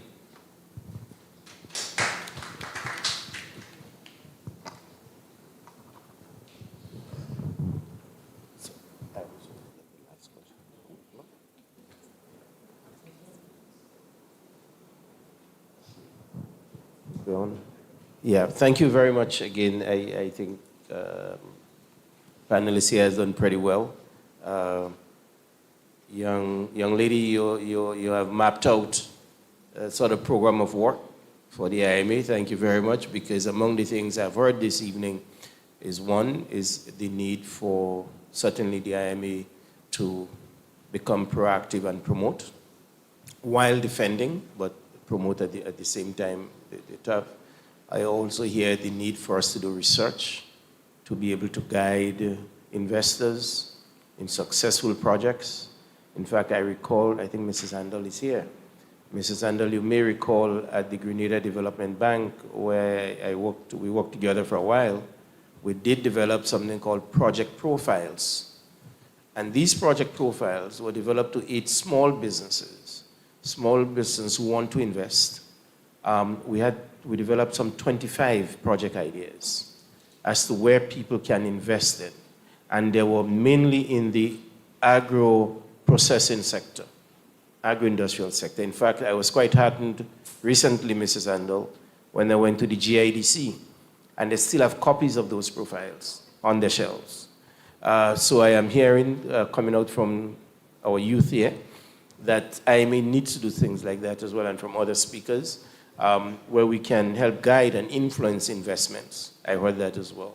The third thing that I heard, which is very important, I think, and very useful for us as an agency, as as we move forward in this realm of things is the extent to which we go beyond just these forums, but to get involved in real education of our public. And fourthly, and very important, the lady sitting next to Ms. Purcell, who raised the idea of the post services. And this is why I said earlier on, the dollar sign is one thing, but what this program offers is really opportunities for persons to grow and become wealthy, as Mr. McIntyre said, to become millionaires, right? Some of us who are old enough would recall when St. George's University started here. There were lots of suspicions, lots of negative narratives about SGU and what it's going to do and about all kinds of stories. But now it is accepted, it's now part of the annals. It is so important for GDP, for employment generation. And certainly I think Mr. McIntyre probably created some millionaires in the process. So like everything that is new, we're going to expect to find that there is some pushback, there is some misunderstanding, there is negative. But eventually, please, I want to encourage you, as the young lady has challenged us to do, is to look at, and so on, is to look at the services that follow. Nisha has a very good clue on that as well, and that is important. The final point I want to make, and I think we're coming to the close of the session, maybe not quite, okay, is that the CEO made a comment and he was showing an example in which he mentioned Russia and some other state.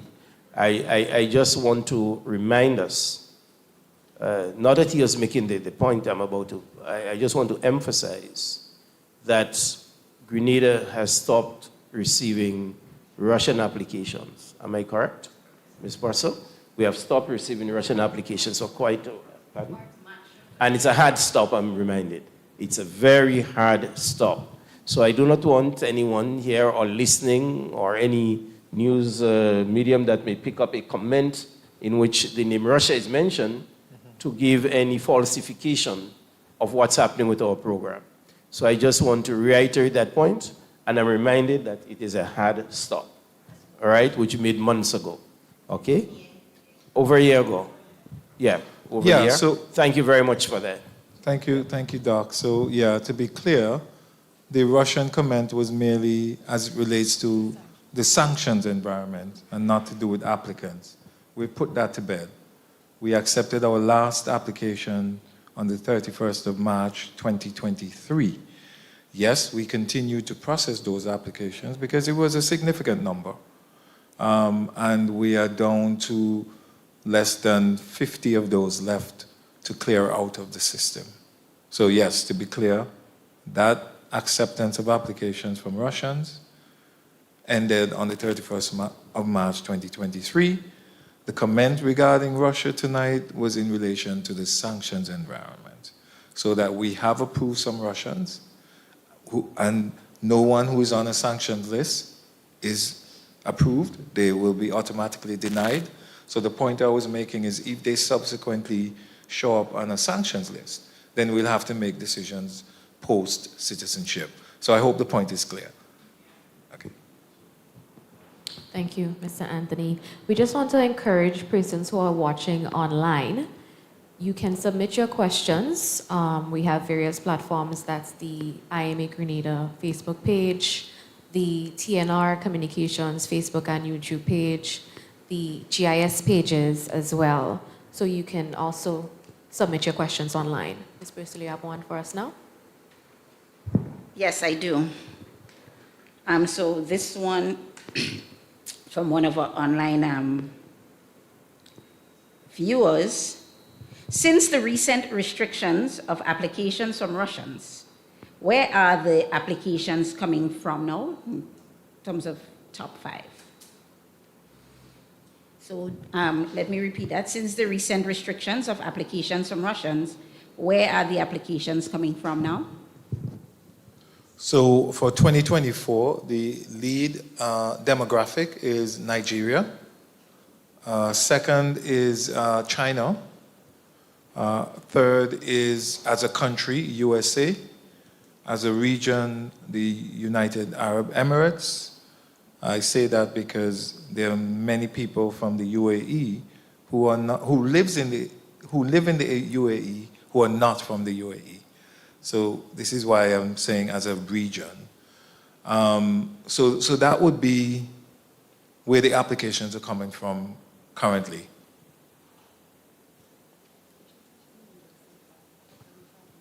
And yes, Nisha wanted me to just emphasize the USA component.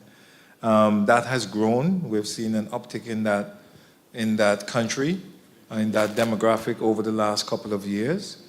And I think we can all imagine why that is so.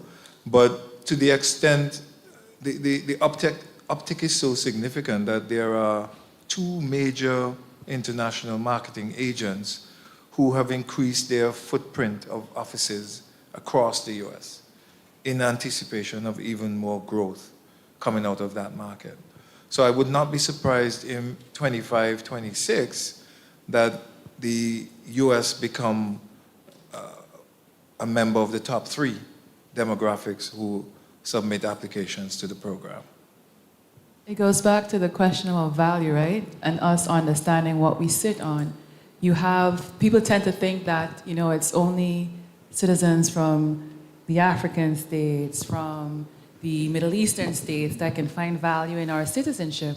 Here you have a first world nation, Americans, who are eager to become citizens of Grenada.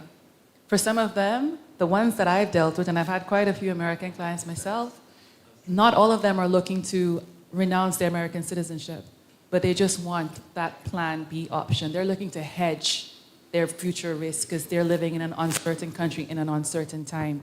And to them, the best option, the best second option for them is our little island. So that should provoke us to really and truly sit and look at this citizenship that we have and the value that we should be seeing in it, and understand that people are not trying to come here because they're trying to escape something or they're trying to use us for unsavory actions, but they're trying to get our citizenship because it is worth something to them.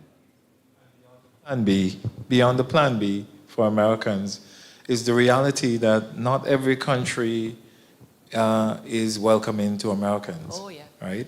And so in some places, they enter as a different nationality, right, for security reasons. So that too is one of the reasons why we're seeing the uptick in applications. Thank you, Nisha and Mr. Anthony. Do we have any other questions from the floor? We encourage you to take the opportunity as we have our experts here from the industry. Okay, so I just have one more question, actually, that is a burning question I see all the time on various platforms online. Mr. Anthony, you're not from Grenada, but in Grenadian political space, 2 words you hear a lot in Grenada: transparency and accountability.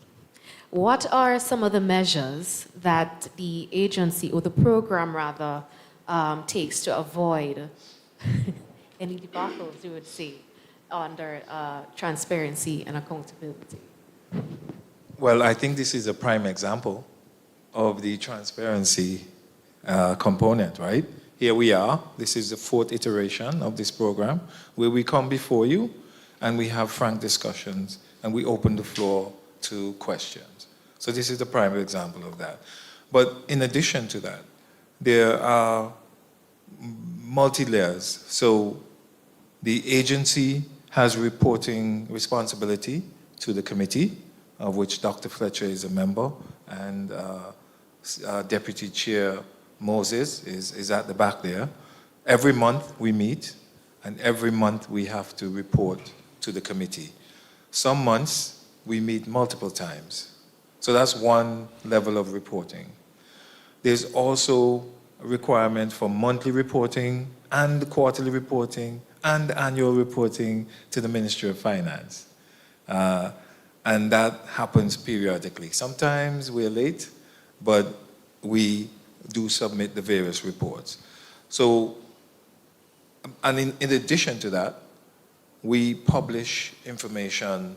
First, it was on the Ministry of Finance website, this year, we took a decision that we will publish the information on the IMA site.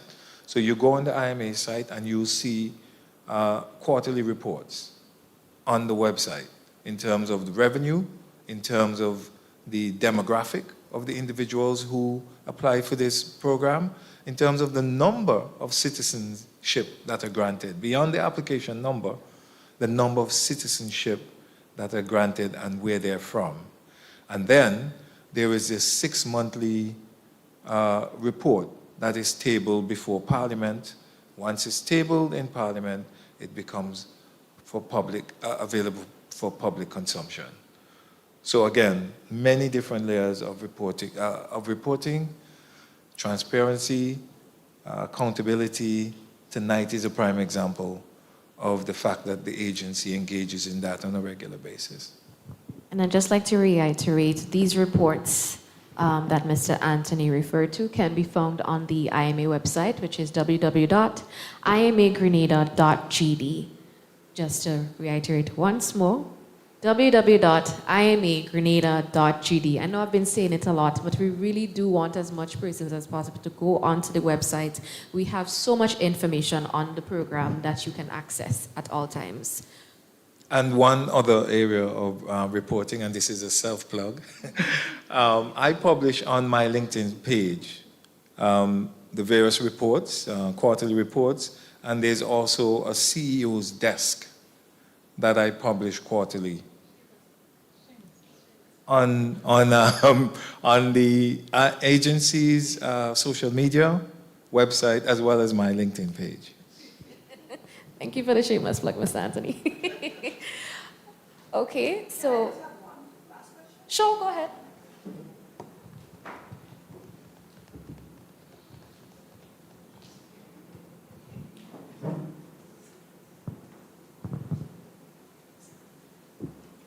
Yes, one burning question as I sat there and I was thinking as you were talking. These new citizens, they're all subject to alien landholdings license requirement to own property, yes? I'm assuming? Once they become citizens, no. No? No. So they're no longer an alien. So you get, okay. They are citizens, yes. Right. As a Grenadian, I am a citizen of CARICOM. Under CSME, I can move freely. I can set up my business, and theoretically, that's what the CSME allows, also within the OECS. So I'm just thinking this through. So these new citizens, of course, because once I have my CSME certificate, I can move and work in any other CARICOM island, any other CARICOM country freely, own property, etc. That same courtesies would apply to our new citizens? Yes. And do you know if that has been actually used? No, it has not. No, I know that we're moving towards standardization within all of the countries that offer the CBI. Has that been discussed, and are there any areas of concern in that area? It has been discussed at the level of the heads, the prime ministers. It has been discussed at the technicians level, so CEOs and chairs of boards regionally. It has been discussed. And the overarching point, I think, has come out of these discussions is the fact that these individuals are not seeking employment. They're seeking investment opportunities, right? So largely, even when they do move, they'll be creating employment opportunities. In order for you to be able to afford a 200 and minimum 35,000 US dollar investment, I don't think you're going to be coming to seek employment, is largely the view. It's, as I said, it's investment.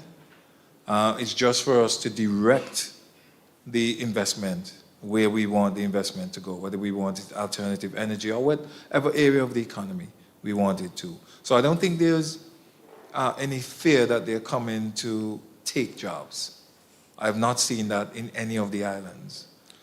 What they do come to do is to make investments, create employment for themselves, and create employment for others.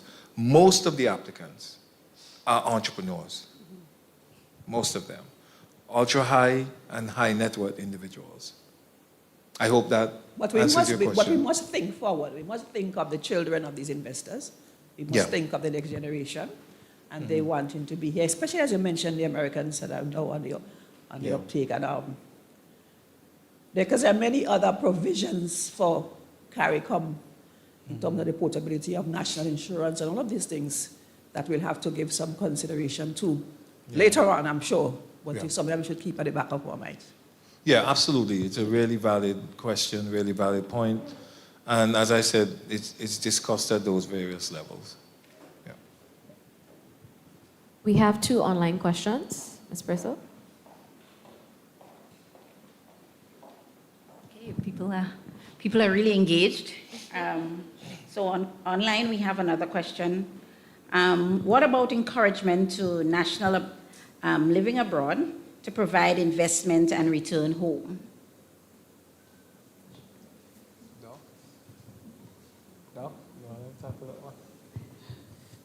Yeah, certainly this is yet another good question coming out from the diaspora, I suppose. Again, the message is that you're all welcome. They will form part of the new regime that we are about to unfold, where they can participate and be part of that regime as Grenadians living overseas. And certainly, I don't think that position has been filled as yet, but we are in fact in the process of recruiting someone to look at diaspora affairs, specifically targeting the diaspora. So we are making moves in that area, and they need to remain, the person asking the question, as well as the person in the diaspora, need to remain tuned in, because information will be made available, and so that they can access the correct information. Yeah. Right. So the final question I have from online. We mentioned applicants making Grenada their second home. Can you provide a full breakdown of purchase that are freehold versus share ownership of units for 2023 and 2024?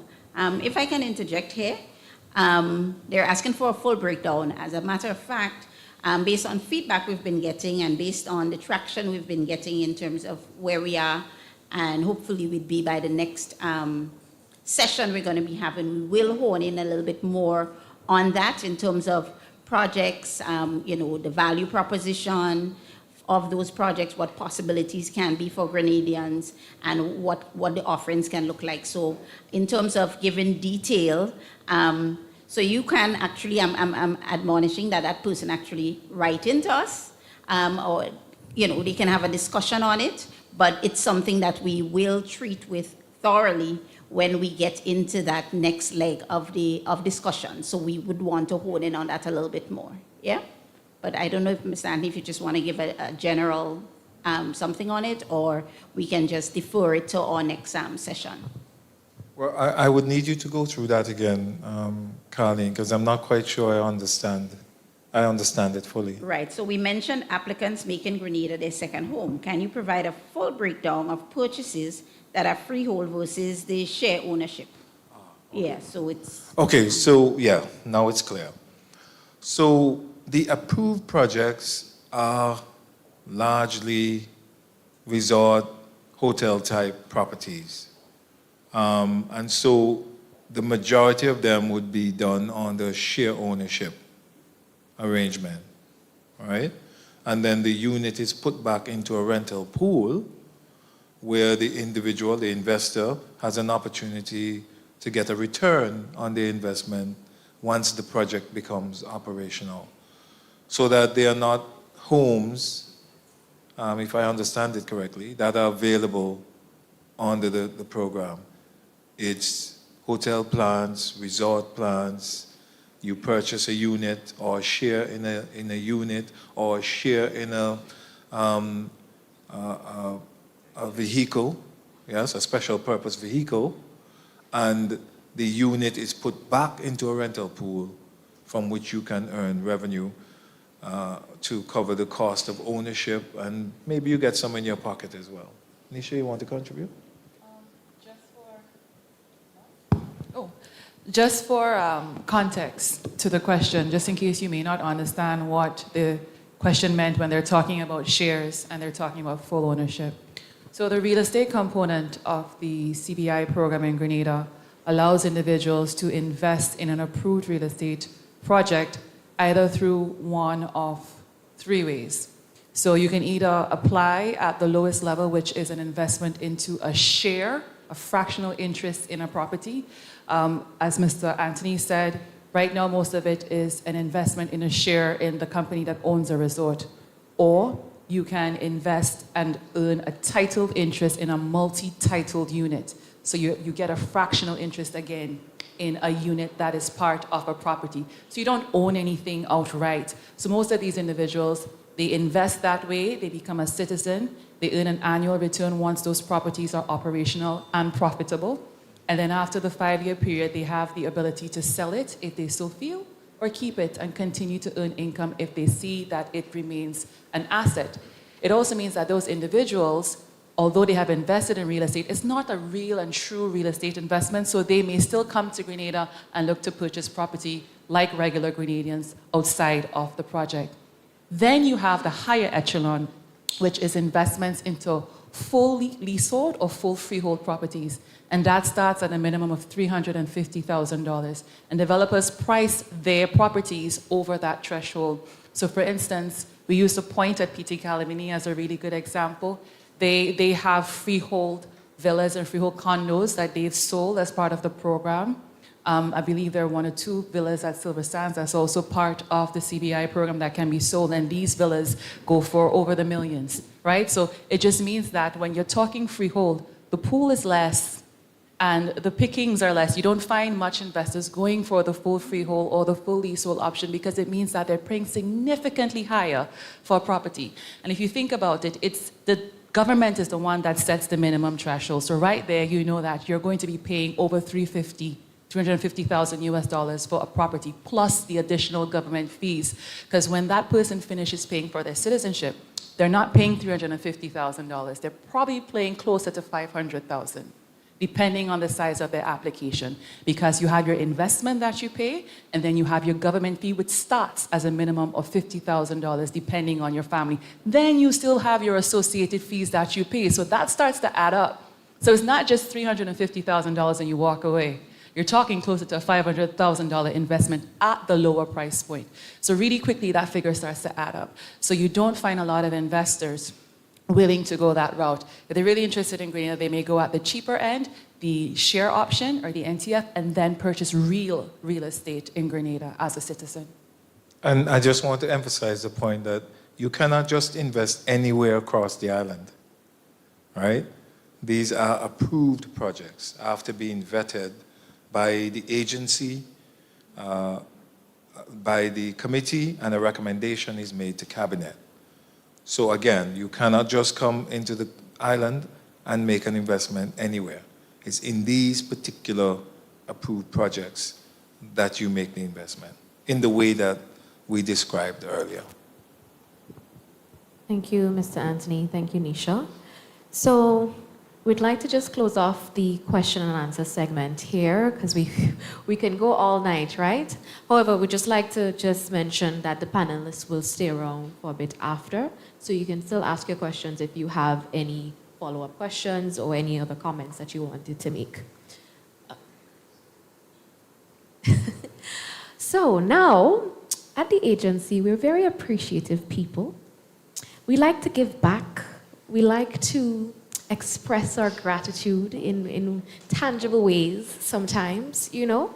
So for all of the persons who asked questions this afternoon, Ms. Purcell will now go around and express our gratitude to all of you for asking questions.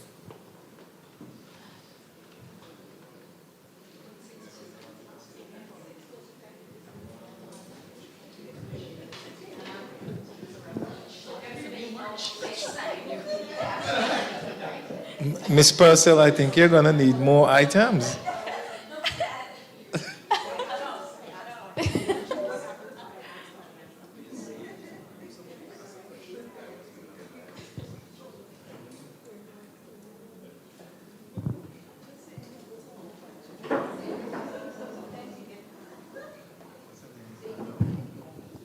So does Miss Andel get 2? I think so.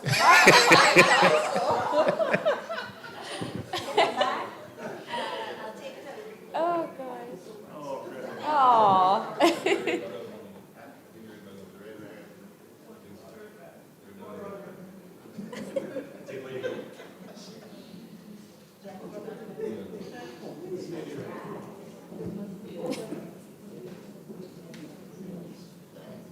Thank you, Ms. Purcell. We'd also just like to recognize Ms. Akira Lessie, our newest board member that we realized she slipped in a little bit earlier. We'd just like to recognize and say goodnight to you. Also, I'd like to recognize the Terror team. You all came out in your numbers this afternoon, and we're so grateful to see you. Thank you, thank you, thank you. So as we close off tonight, I'd just like to give a quick thank you. Through insightful discussions led here this afternoon by not just our speakers, but our participants, you really contributed to the discourse. Especially teacher, thank you. We have explored how this initiative drives economic growth, enhances public services, and ultimately improves the quality of life for all Grenadians. As we move forward from this symposium, let us carry forward the spirit of informed dialogue and community engagement. Each of us plays a critical role in shaping the future of Grenada through our understanding and participating in initiatives such like the CBI program. Together, we can ensure that its benefits resonates deeply within our communities and contributes meaningfully to our collective prosperity. I extend my sincere gratitude to all of you who contributed today to the discussions, our panelists, Dr. Stephen Fletcher, Ms. Nisha McIntyre, Mr. Thomas Anthony, all of you who asked your questions here on the floor and online as well.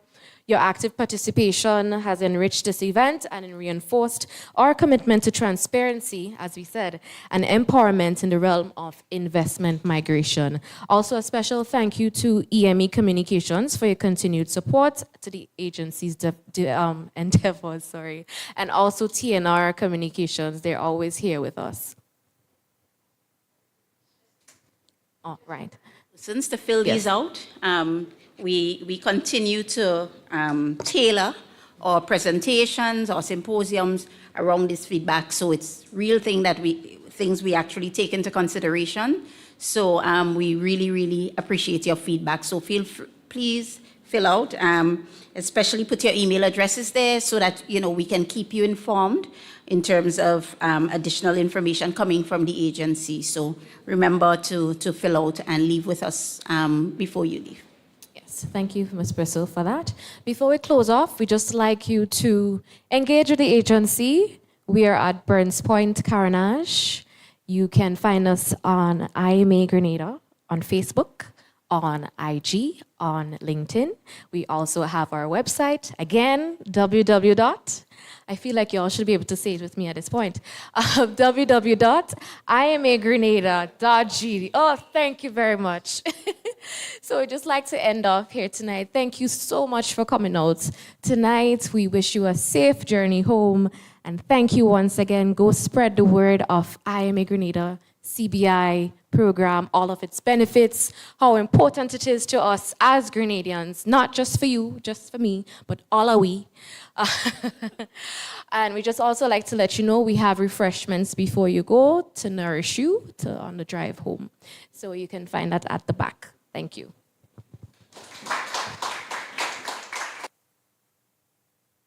Mobility is part of our journey through history. At IMA Grenada, we offer pathways of opportunity, creating innovation and enriching lives. Begin your journey at imagrenada.gd. Unlock the possibilities.